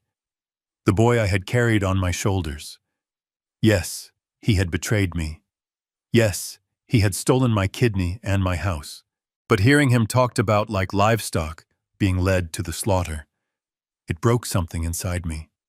And it replaced that broken piece with a cold, hard resolve. "They are not just stealing the house," I whispered. "They are burying him." Mikey looked at me, his face serious. "You want to hear the rest? Or should we switch feeds?" "Switch feeds," I said. "Show me the house." Mikey typed a command. The screen flickered and changed. Now, instead of the sunny bistro, I was looking into the living room of my own home. Courtney had installed security cameras everywhere to monitor her staff and her live streams. Ironically, she hadn't changed the factory passwords. Mikey had broken in within 30 seconds. The living room was dark, even though it was midday. The curtains were drawn. On the couch, my couch, lay Brandon. He looked like a corpse.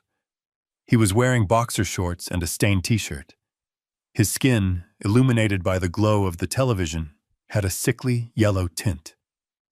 Jaundice. His liver was struggling. or his body was rejecting the kidney. On the table in front of him was a bottle of scotch, half empty, and next to it, a bottle of pills. I watched as he reached for the glass. His hand shook so violently he spilled half the amber liquid on his chest. He didn't even wipe it off. He drank what was left and then dry-heaved. He picked up his phone. He dialed a number. Mikey synced the audio from the phone tap. "Please, Mr. Henderson." Brandon's voice came through the speakers. It was weak, slurring. "I just need a few more days.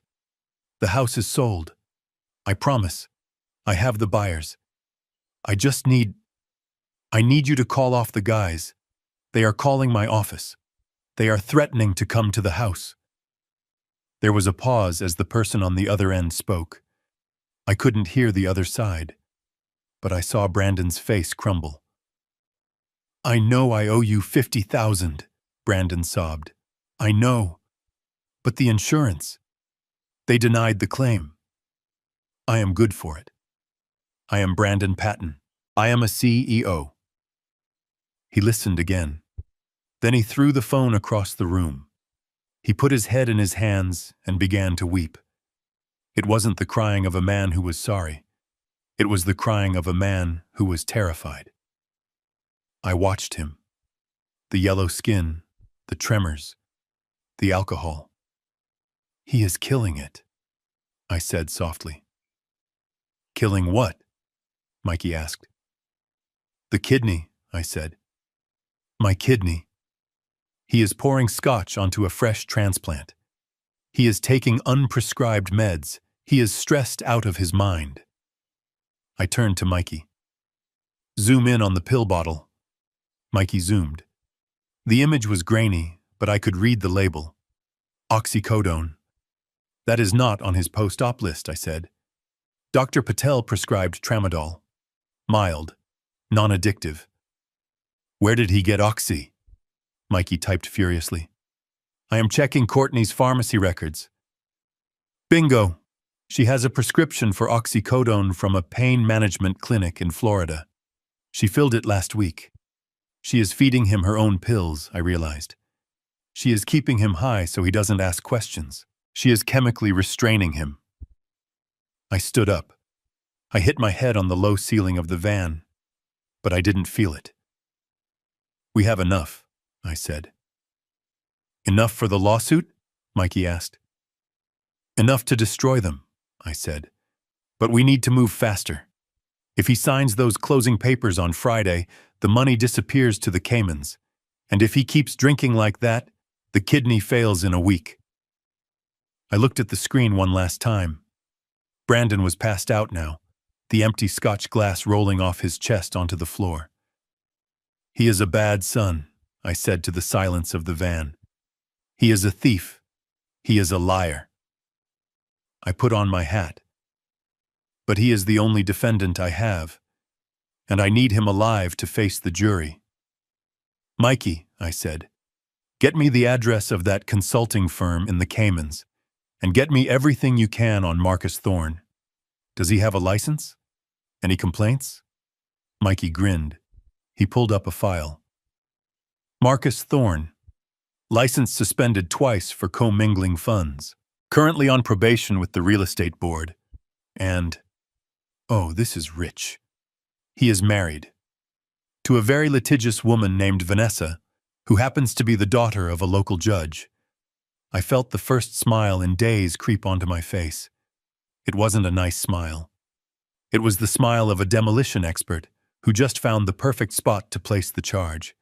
"So, Courtney is sleeping with a married man whose wife has the power to end his career," I said. "And they are conspiring to defraud a dying man." I opened the door of the van. The rain had started again, a light drizzle that misted the city in gray. "Mikey, cut a highlight reel," I said. "The hand-holding at the bistro. The confession about the Caymans. The drugging conversation. And send a copy to Leo." "What are you going to do?" Mikey asked. "I am going to make a phone call," I said. "To Brandon?" "No," I said. Talking to Brandon is useless. He is too far gone.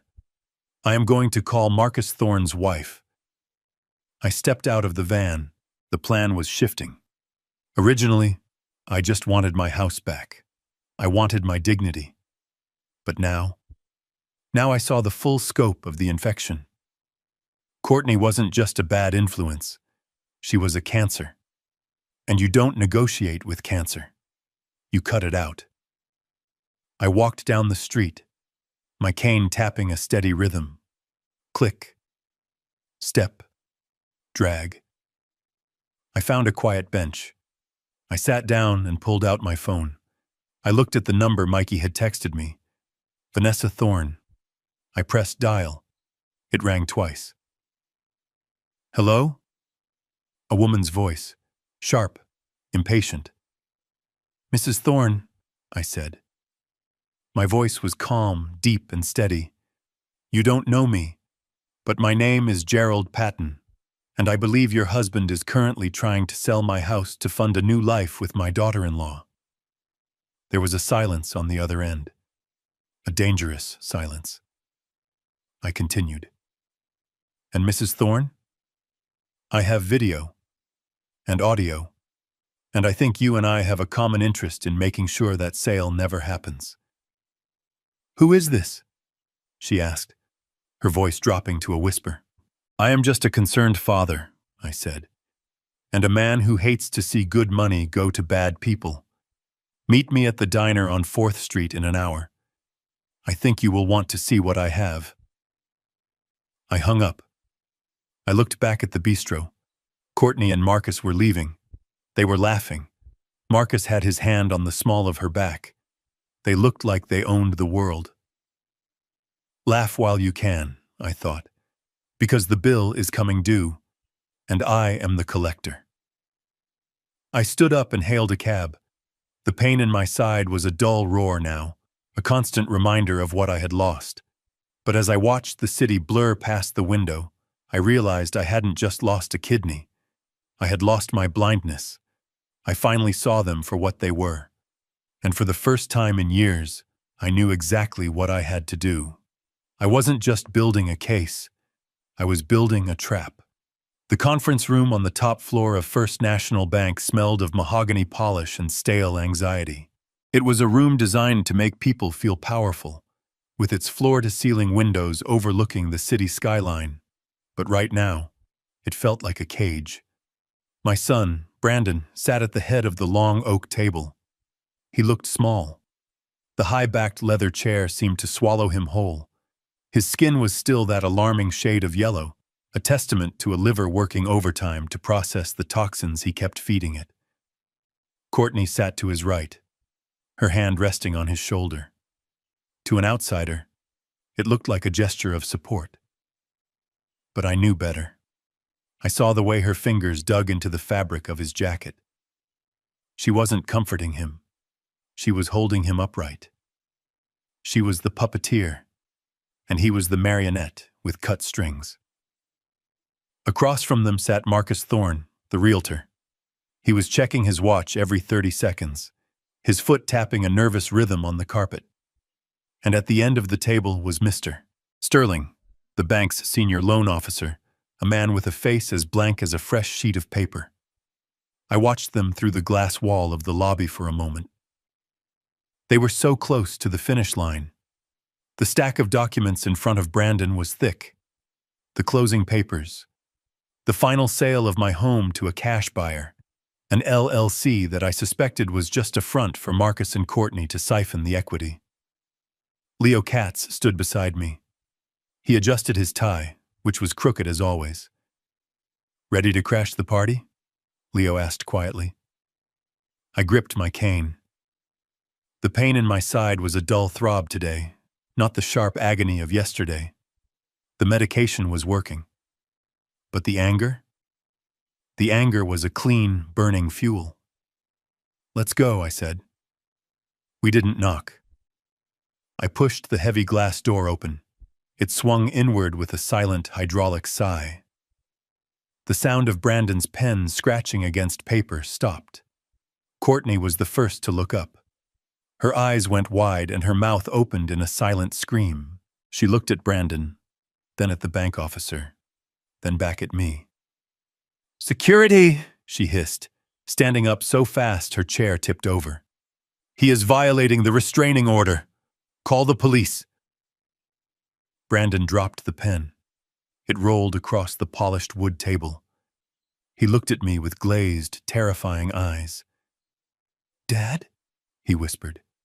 "What are you doing here?" I didn't yell. I didn't raise my cane. I just walked forward, step by agonizing step, until I was standing at the foot of the table. Mr. Sterling looked up, annoyed. "Excuse me, gentlemen. We are in the middle of a private closing. If you don't leave, I will have to press the panic button." Leo stepped forward. He placed his battered leather briefcase on the pristine table. It made a heavy, authoritative thud that silenced the room. "I wouldn't do that, Mr. Sterling," Leo said, his voice calm and deep.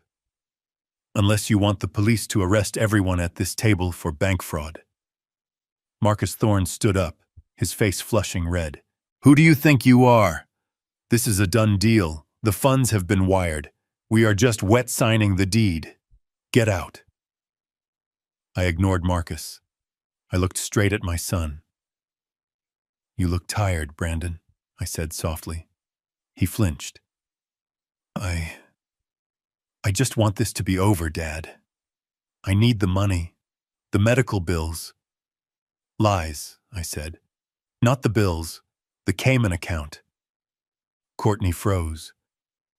"Mr. Sterling," Leo said, pulling a single document from his briefcase. It wasn't a thick file, just a single sheet of paper with a blue court stamp on the top. "My name is Leo Katz. I represent Mr. Gerald Patton, the legal owner of the property you are attempting to finance." "That is ridiculous," Marcus sputtered. "Brandon has the deed. We have the title, insurance." Leo slid the paper across the table. It spun slowly and stopped right in front of the bank officer.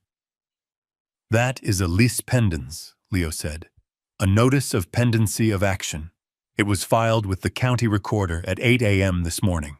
It alerts the public, and this bank, that the title to the property is currently subject to litigation regarding forgery and fraud." Mr. Sterling picked up the paper. His face went pale. He adjusted his glasses and read the text. "Forgery?" he asked, looking at Brandon. Leo pulled out a second document. "The hospital logs. We have evidence that the deed transferring the house to Brandon Patton was signed and notarized while my client was under general anesthesia for gallstone surgery 2 years ago," Leo explained. "Unless Brandon here guided his father's hand while he was unconscious, that signature is a felony." The room went deathly silent. The hum of the air conditioning sounded like a jet engine. Marcus Thorne looked at Courtney. Courtney looked at the floor. Brandon just stared at his hands, his shaking hands. Mr. Sterling looked at the closing papers in front of him. He looked at the check that was waiting to be handed over, a check for $400,000. He picked up the check. He tore it in half. Then he tore it again. "This closing is terminated," Mr. Sterling said, his voice cold and professional. "First National Bank does not finance disputed titles." "No!" Courtney screamed, lunging forward.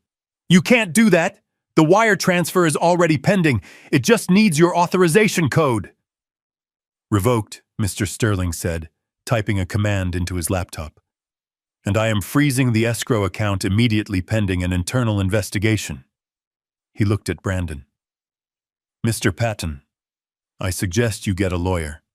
A criminal lawyer.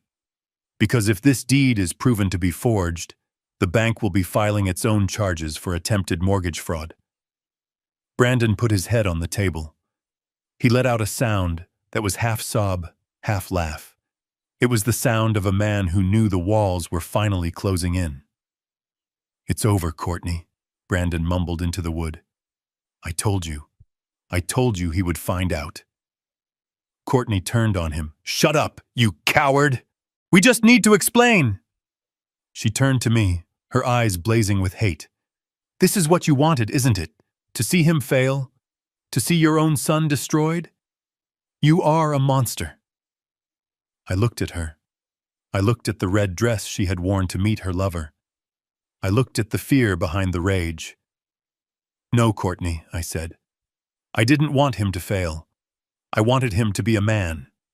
But since he decided to be a thief, I am treating him like a thief." I turned to the bank officer. "Thank you, Mr. Sterling. We will be in touch regarding the quiet title action." I signaled to Leo. We turned to leave. "Wait!" Marcus Thorne yelled. He ran around the table to block our path. "Look, maybe we can work something out. A settlement. If you drop the list pendants, we can cut you in. 20% of the sale. Cash. Today." I looked at Marcus. I looked at his sweaty forehead and his cheap suit. "Mr. Thorne," I said, "I suggest you check your phone." He frowned. "What?" "Check your phone," I repeated. "I believe your wife is trying to reach you. She and I had a very interesting conversation this morning about your commission structure and your lunch dates." Marcus pulled out his phone. He looked at the screen. His eyes bulged. He didn't say another word. He just ran out of the room, fumbling with his keys, leaving Courtney and Brandon behind. I walked out of the conference room. My cane clicked on the marble floor of the lobby. Click, step, drag. I felt lighter. The house was safe. For now. The money was frozen. For now.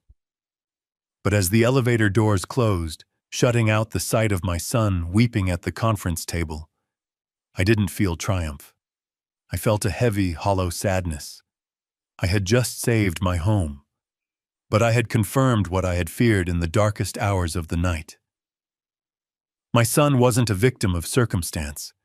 He wasn't just influenced by a bad wife. He was a willing participant. He had forged my name. He had sold me out long before the kidney surgery.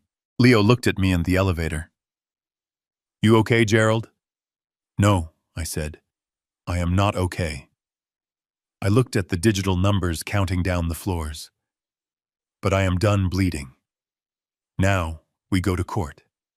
And we finish this."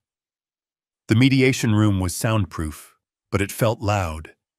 The silence was filled with the screaming tension of a family tearing itself apart. I sat on one side of the long, oval table, my cane resting against my knee. Leo Katz sat beside me, arranging his files with the slow, deliberate movements of a butcher sharpening his knives. Across from us sat Brandon and Courtney. They looked like a magazine cover that had been left out in the rain. Brandon was deteriorating. The yellow tint in his eyes had spread to his skin, giving him a sickly, waxen appearance. He was sweating, despite the room being chilled to 68 degrees. He kept wiping his palms on his designer trousers, leaving dark streaks on the fabric. Courtney, however, looked ready for war. She was wearing a white suit, projecting an image of innocence and purity that was so manufactured it made my teeth ache. She didn't look at me. She looked at the mediator, a retired judge named Mr. Henderson, who looked like he wanted to be on a golf course anywhere but here. Mr. Henderson cleared his throat. He adjusted his spectacles and looked over the rims at me. "Mr. Patton," he began, his voice weary. "We are here to resolve the dispute regarding the property at 240 Oak Street and the restraining order filed against you. Your son and daughter-in-law have made a generous offer. They are willing to drop the restraining order if you agree to lift the lis pendens on the property and allow the sale to proceed. In exchange, they will place $20,000 in an account for your assisted living arrangements." I didn't blink. $20,000. For a house worth nearly $1 million. For a kidney. For a lifetime of sacrifice. Courtney leaned forward before I could speak. Her voice was trembling. a perfect performance of a terrified victim. "Your Honor," she said, addressing the mediator as if we were in Supreme Court. "We just want peace. My husband is sick. He is recovering from a transplant. We need to sell the house to pay for his medical care. But his father—" She pointed a manicured finger at me. "He is vindictive. He is holding the house hostage because he is jealous of our success. He threatened to burn it down. We are just trying to survive." She reached over and took Brandon's hand. Brandon didn't squeeze back. He just stared at the water pitcher in the center of the table, looking lost in a fog of painkillers and fear. Mr. Henderson looked at me. "Mr. Patton, do you have a response?" I looked at Leo. He gave me a barely perceptible nod. "I don't want their money," I said. My voice was rough, like gravel grinding in a mixer. "And I don't want peace. I want the truth." Courtney scoffed. "The truth? The truth is you are a senile old man who forgot he signed a deed. You are embarrassing yourself." Leo Katz stood up. He didn't speak immediately. He walked to the window and looked out at the city, letting the silence stretch until it became uncomfortable. Then he turned back to the table. "Mr. Henderson," Leo said, his voice dropping to that low, dangerous register. "We are not here to debate my client's memory. We are here to discuss a crime." Courtney rolled her eyes. "Oh, here we go. The conspiracy theories." Leo ignored her. He opened his briefcase and pulled out a large, blown-up photograph. He placed it on an easel at the head of the table. It was an image of a signature. "Gerald Patton." "This," Leo said, tapping the image, "is the signature on the quitclaim deed filed 2 years ago. The deed that removed Mr. Patton's life estate rights and gave Brandon full ownership. It looks like a valid signature, doesn't it?" Brandon looked up. His eyes widened slightly. Leo pulled out a second image. It was another signature. This one was shaky. The lines were jagged. The loops were uneven. "And this," Leo continued, "is every check, every medical form, and every letter my client has signed in the last 5 years. You see, Mr. Henderson, 5 years ago, Gerald Patton suffered a hairline fracture in his right wrist while saving a coworker from a falling beam. Since then, he has had a documented essential tremor, a microshake in his hand." Leo pointed to the first image, the smooth, flowing signature on the deed. "This signature has no tremor," Leo said. "The pen pressure is consistent. The strokes are fluid. It was written by a hand that was steady, a hand that was young." Courtney slammed her hand on the table. "So what? Maybe he had a good day. Maybe he took something to steady his hand. You are wasting our time with handwriting analysis? That is junk science." Leo smiled. It wasn't a nice smile. "We thought you might say that, Mrs. Patton, which is why we didn't stop at handwriting." Leo reached into his file and pulled out a thick stack of medical records. We subpoenaed the hospital logs from the day this deed was signed. October 14th, 2 years ago. Leo slid the papers toward the mediator. At 2 p.m. on that day, the exact time this document was stamped by the notary, Gerald Patton was in the post-anesthesia care unit at St. Mary's Hospital. He was unconscious.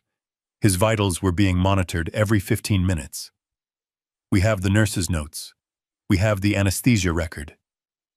Leo leaned over the table, bringing his face inches from Brandon's. "Unless your father learned to sign legal documents while in a propofol-induced coma, Brandon, this signature is a forgery." The room went dead silent. You could hear the hum of the vending machine down the hall. Mr. Henderson picked up the medical records. He read them. Then he looked at the deed. He looked at Brandon. "Is this true?" the mediator asked. His voice had lost all its weariness. Now it was sharp, judicial. Brandon opened his mouth. He looked like a fish out of water, gasping for air. I... Shut up, Brandon, Courtney hissed. She turned to the mediator. This is a fabrication. They forged the hospital records. This is a setup. Leo laughed, a dry, humorless bark. Forged hospital records? That is a federal offense, Courtney. Do you really think I would risk my license for that? But speaking of federal offenses, Leo pulled out one last document. It was the affidavit from the notary, Jessica Miller. We found Jessica, Leo said softly. It turns out, when the FBI knocks on your door, people get very talkative. She admitted she didn't see Gerald sign that paper. She admitted an old boyfriend asked her to backdate it and stamp it as a favor. She has agreed to testify in exchange for immunity. Brandon let out a sound that was half whimper, half sob. He slumped in his chair, burying his face in his hands. It's over, Courtney, Brandon mumbled through his fingers. They know. Courtney turned on him, her face twisting into a mask of pure venom. She grabbed his arm and dug her nails in. Don't you dare, she whispered violently. Don't you dare give up. We have the money in the offshore account. We can fight this.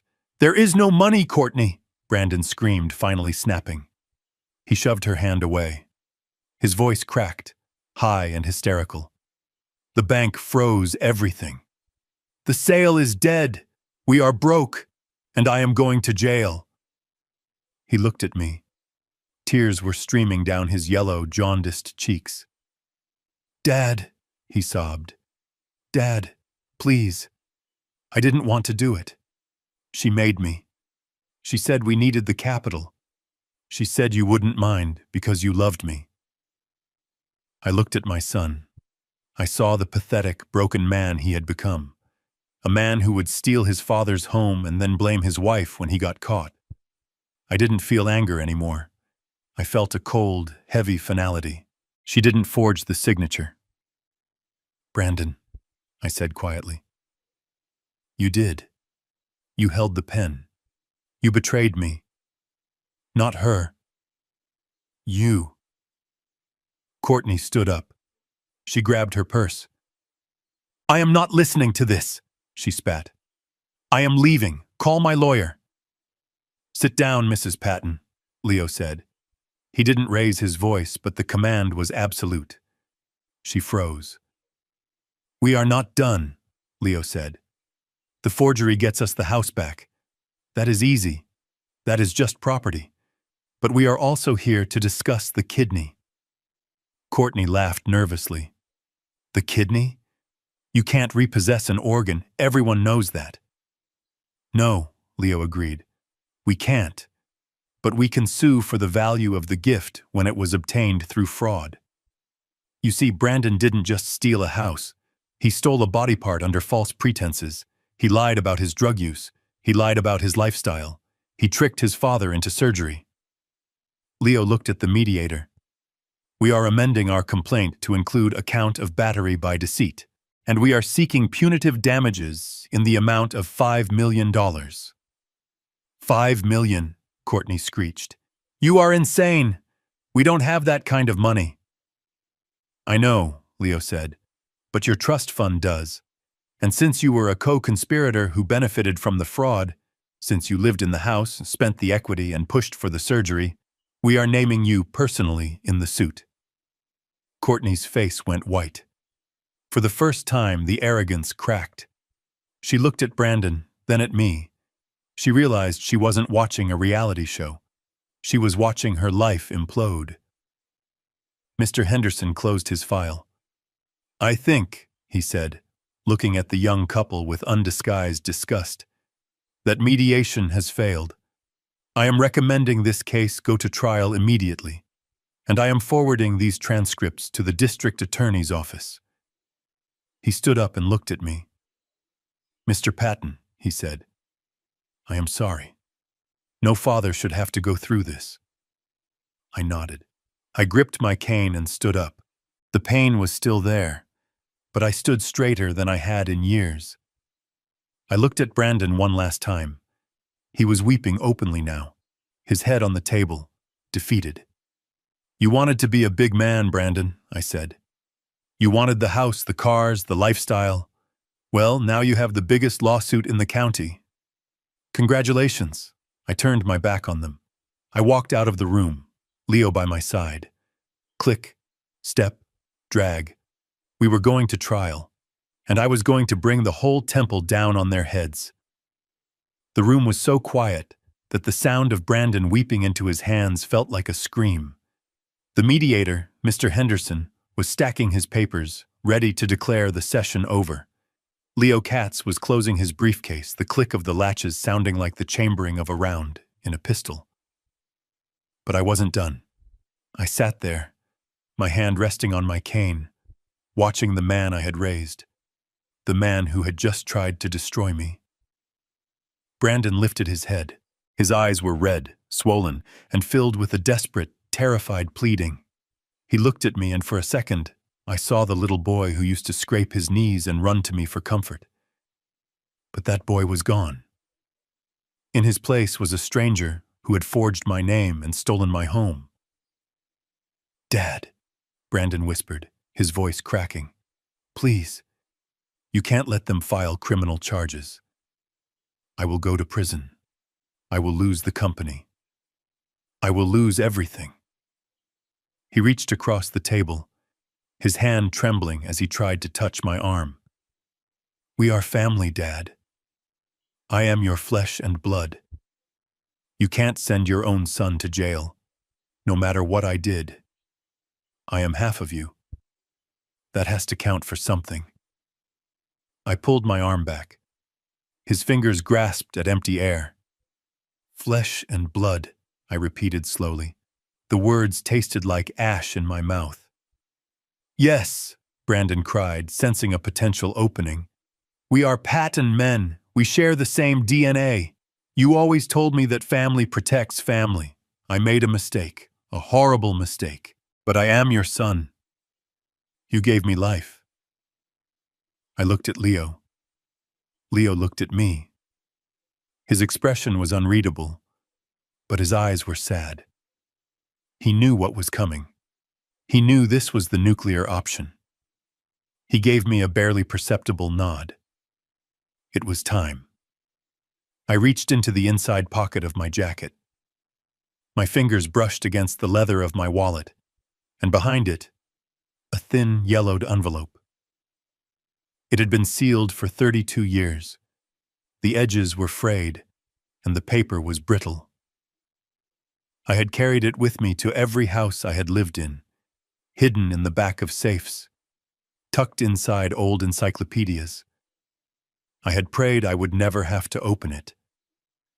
I had prayed the truth would die with me.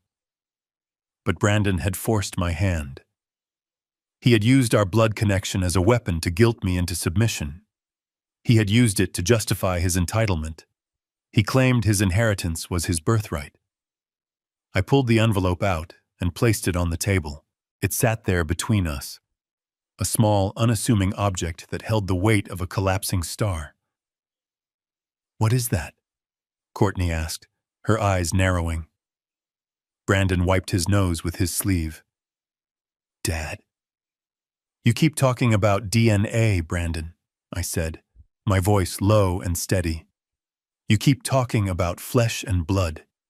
You think that biology is a get-out-of-jail-free card.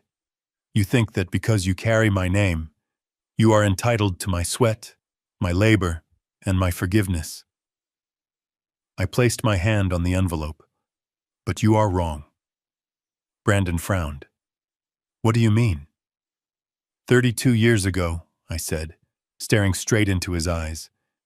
"Your mother and I were going through a rough patch. I was working double shifts at the bridge site. She was lonely. She met a man at the grocery store. His name was Paul. He was a sales rep, handsome, charming, everything I wasn't." Brandon went still.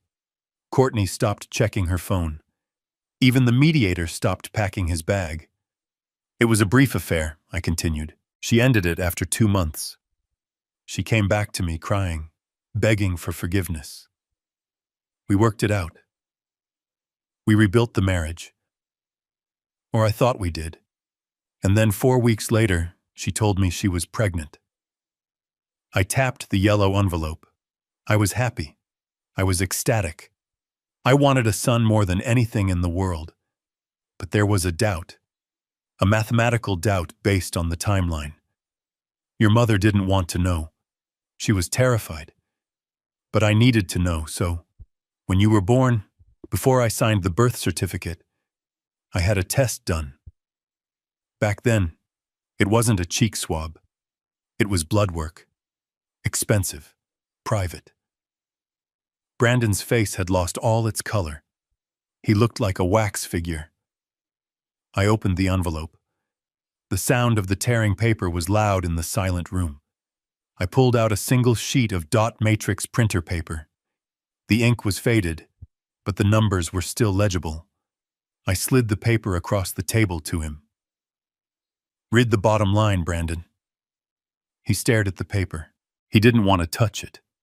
He looked like it was radioactive. Read it! I commanded, my voice booming off the walls. Brandon looked down. His lips moved silently as he read the technical jargon. Then his eyes stopped at the conclusion. Probability of paternity, 0.00%. He let out a breath that sounded like he had been punched in the gut. He read it again, and again.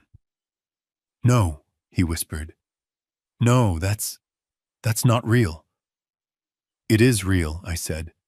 I am not your biological father, Brandon. I never was. Brandon looked up at me. His eyes were wide, filled with a horror that went beyond the legal trouble. This was existential. His entire identity, his history, the patent genes he blamed for his kidney failure. It was all a lie. But you raised me, he stammered. You were there when I fell off my bike. You taught me to shave. You paid for college. I did, I said. I made a choice. That day, when I got the results, I sat in my truck in the hospital parking lot for 4 hours. I watched the rain hit the windshield. I had a choice. I could walk away. I could divorce your mother, leave you to the system, or make her find Paul. But I went back inside. I walked into the nursery. I picked you up, and I made a promise. I promised that I would be your father, not because of biology, but because I chose to love you. I signed the birth certificate. I gave you my name. I buried the secret because I didn't want you to ever feel like you didn't belong. I leaned forward, the pain in my incision flaring, but I ignored it. I gave you a life, Brandon. I gave you a home. And last week, I gave you a kidney. I gave you a piece of my body to save yours, knowing full well that we didn't share a drop of blood. I did it because that is what a father does. Brandon started to sob again, but this time it wasn't manipulative. It was the sound of a man watching his soul disintegrate. But you, I said, my voice hardening, you looked at that love and you saw weakness. You saw an ATM.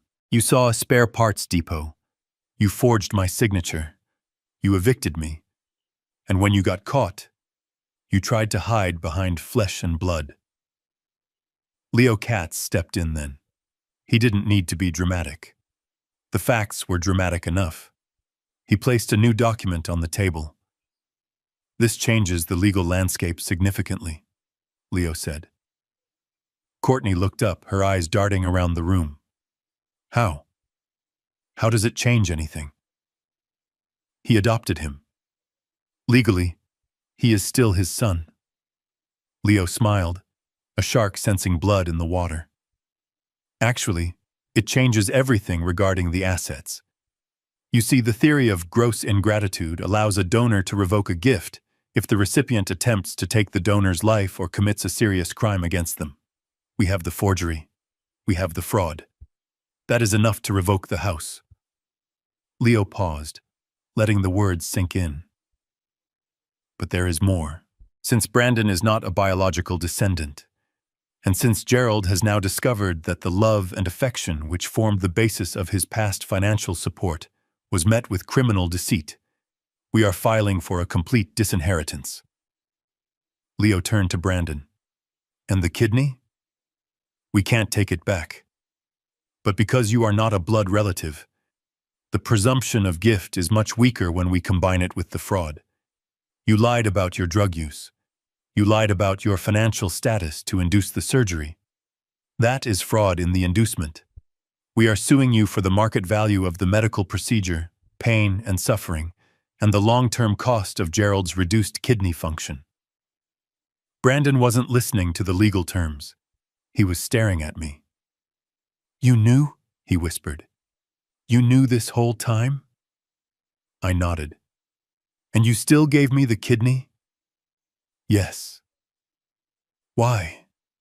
He asked, his voice breaking. Why would you save me if I wasn't yours?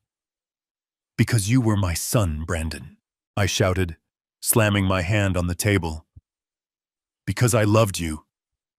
I took a deep breath, trying to steady my shaking hands. But you killed him. The son I loved, he died the day he handed me eviction papers 3 days after I saved his life. You are just a stranger named Paul's son who happens to be wearing my face. Courtney stood up. She looked at Brandon, who was a mess of snot and tears. She looked at the DNA test. She looked at the lawsuit Leo was holding. She did the math. No house. No inheritance. A husband facing prison time. A husband with a failing transplant and a drug addiction.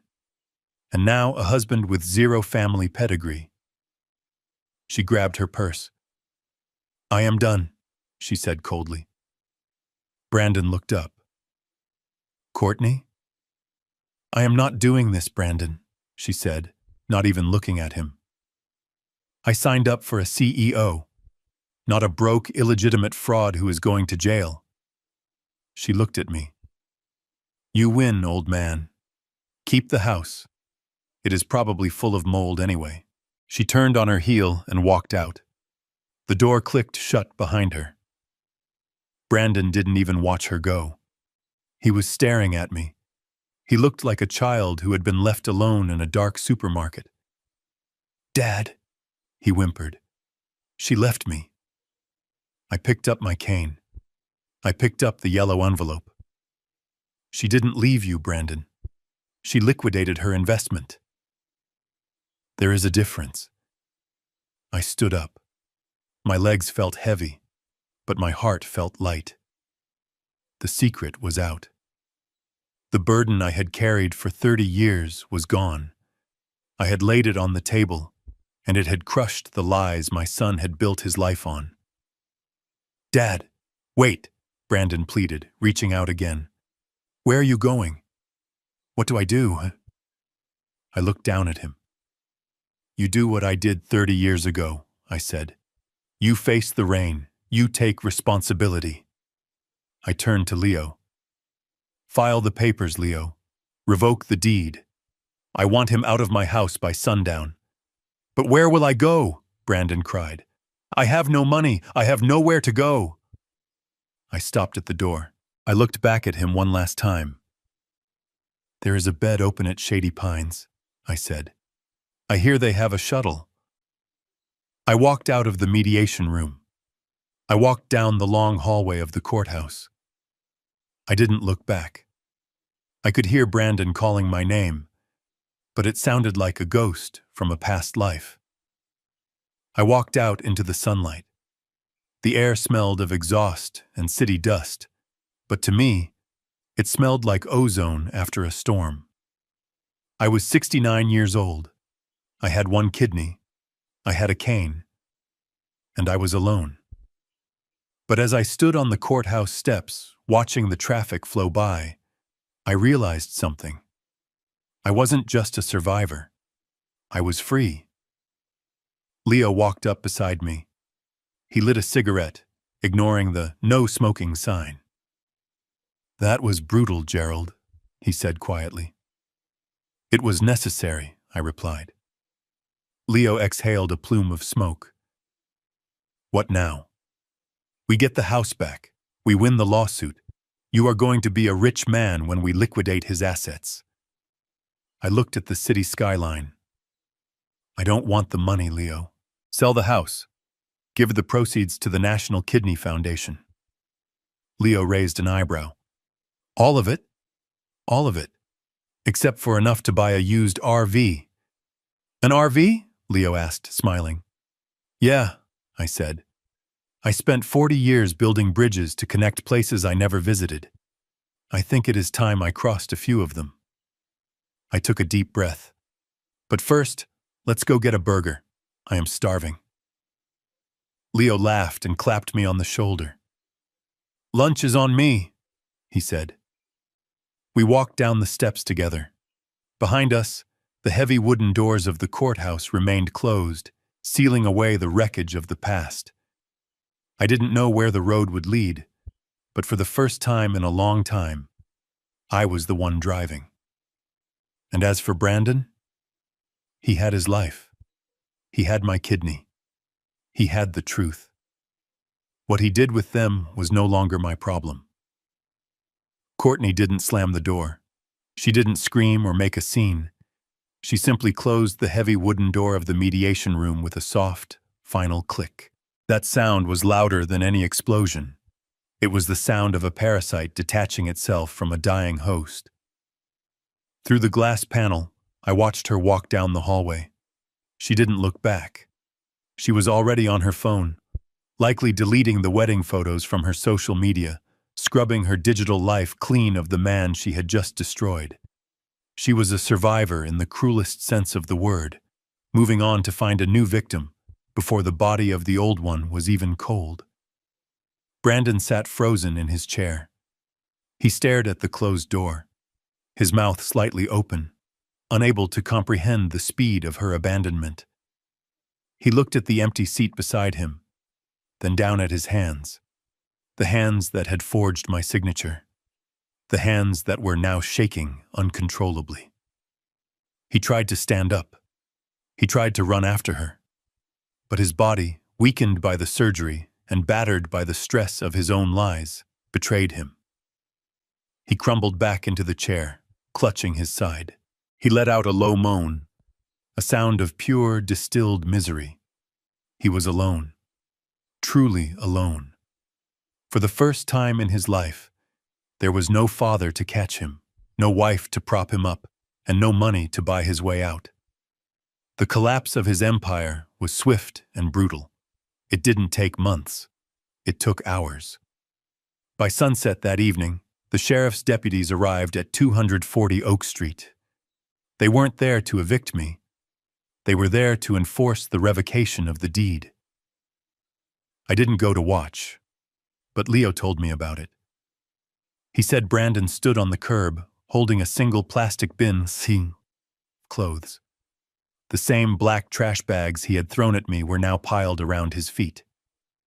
The luxury SUV was gone, repossessed by the leasing company the moment the credit freeze hit. The neighbors, the ones he had tried so hard to impress with his parties and his lies, peered out from behind their curtains, witnessing his shame. 2 days later, the news hit the business journals. Brandon's startup had filed for Chapter 7 bankruptcy. The investors, spooked by the fraud allegations and the CEO's public meltdown, pulled every dime. His reputation, which he valued more than his soul, was shredded. He wasn't known as a tech innovator anymore. He was known as the man who stole a kidney from his father and still managed to lose everything. But the worst blow wasn't financial. It was physical. The stress, the alcohol, and the lack of proper post-op care took their toll. Brandon was admitted to the county hospital, not the private luxury wing, but the general ward. His body was rejecting the kidney. The organ I had given him, the piece of me that was still inside him, was fighting to get out. He lay in a bed with scratchy sheets, surrounded by strangers, hooked up to machines that beeped in the darkness. He had wanted to be a king. He ended up a pauper with a failing body and a name that nobody wanted to speak. He had traded a father's unconditional love for a pile of gold, and he found out too late that the gold was just painted lead. He had lost his past, his present, and his future. And as he lay there, shivering in the cold light of the hospital room, he finally understood the true cost of the papers he had handed me just a week ago. The engine of the 1998 Winnebago didn't purr. It growled. It was a deep mechanical rumble that vibrated through the steering wheel and into my hands, reminding me that I was in control. For 40 years, I had driven sedans that were sensible and quiet. I had driven to job sites, to grocery stores, and to parent-teacher conferences. I had driven the path of duty. Now, I was driving the path of dust and glory. I pulled into a spot overlooking the rim of the Grand Canyon. The sun was setting, painting the jagged rocks in shades of purple and burnt orange. It was vast. It was ancient. And it didn't care about credit scores, lawsuits, or ungrateful children. It just existed, just like me. I shut off the engine. The silence that followed wasn't lonely. It was peaceful. I stepped out of the RV. The desert air was cooling rapidly, but I didn't mind. I adjusted my hat and leaned on my cane. The pain in my side was still there, a dull ache that flared up when the barometric pressure dropped. But I had made peace with it. That scar wasn't a wound anymore. It was a receipt for a transaction where I paid a heavy price to learn the value of my own life. I set up my folding chair and poured a cup of coffee from a thermos. Dr. Patel had called me yesterday, not as a doctor, but as a friend. She told me her son was thinking about engineering school. I told her to send him my old textbooks. We laughed. It was the first time in years I had laughed without worrying if I was being too loud or too embarrassing. My phone buzzed on the small camping table. I looked at the screen. It was a number I didn't have saved, but I recognized the area code. It was the area code for the county hospital. I picked it up. A text message. Dad. It is Brandon. I borrowed a nurse's phone. They moved me to a state facility. It smells like urine here. The food is inedible. I am scared. Please. I know I messed up, but I am dying. Just come visit. Just once. Please. I stared at the words. I read them twice. A month ago, that text would have broken me. I would have turned the car around. I would have drained my savings. I would have offered my other kidney if it meant taking away his pain. But I wasn't that man anymore. That man had been surgically removed along with the organ. I looked at the canyon. I thought about the bridge I used to build. I remembered a rule in engineering. When a beam is rotten, you don't patch it. You don't paint it. You cut it out before it brings down the whole structure. Brandon wasn't asking for forgiveness. He was asking for a host. He was a parasite looking for a vein to tap. I didn't feel anger. I didn't feel hate. I felt nothing. It was the cold, clean indifference of a man who has no more to give. I didn't type a reply. I didn't ask how he was. I pressed the block contact button. Then, I deleted the message thread. Gone. I put the phone down and picked up my coffee. The steam rose into the twilight air, disappearing into the vastness of the sky. I took a sip. It was black, bitter, and hot. It tasted like freedom. I am Gerald Patton. I am 69 years old. I have one kidney, a used RV, and the open road. And for the first time in my life, I am exactly where I belong. I watched the last sliver of the sun dip below the horizon. The day was over. The darkness was coming. But I wasn't afraid of the dark anymore, because I knew that tomorrow the sun would rise only for me. For decades, I believed that fatherhood was a contract of endless sacrifice. I thought that if I gave enough, my money, my home, even my own flesh, it would eventually buy loyalty. I was wrong. The hardest lesson wasn't learning to live with one kidney. It was learning that you cannot warm a heart that has chosen to be cold. Family isn't defined by DNA or the name on a birth certificate. It is defined by who stands beside you when the storm comes. I learned that it is better to walk alone in dignity than to be dragged down by those who only love you for what they can take. Sometimes, the bravest thing you can do is stop bleeding for people who would never bleed for you. If you believe that respect must be earned and not just inherited, hit that like button. And don't forget to subscribe and turn on notifications so you never miss a story where justice is finally served. See you on the next road.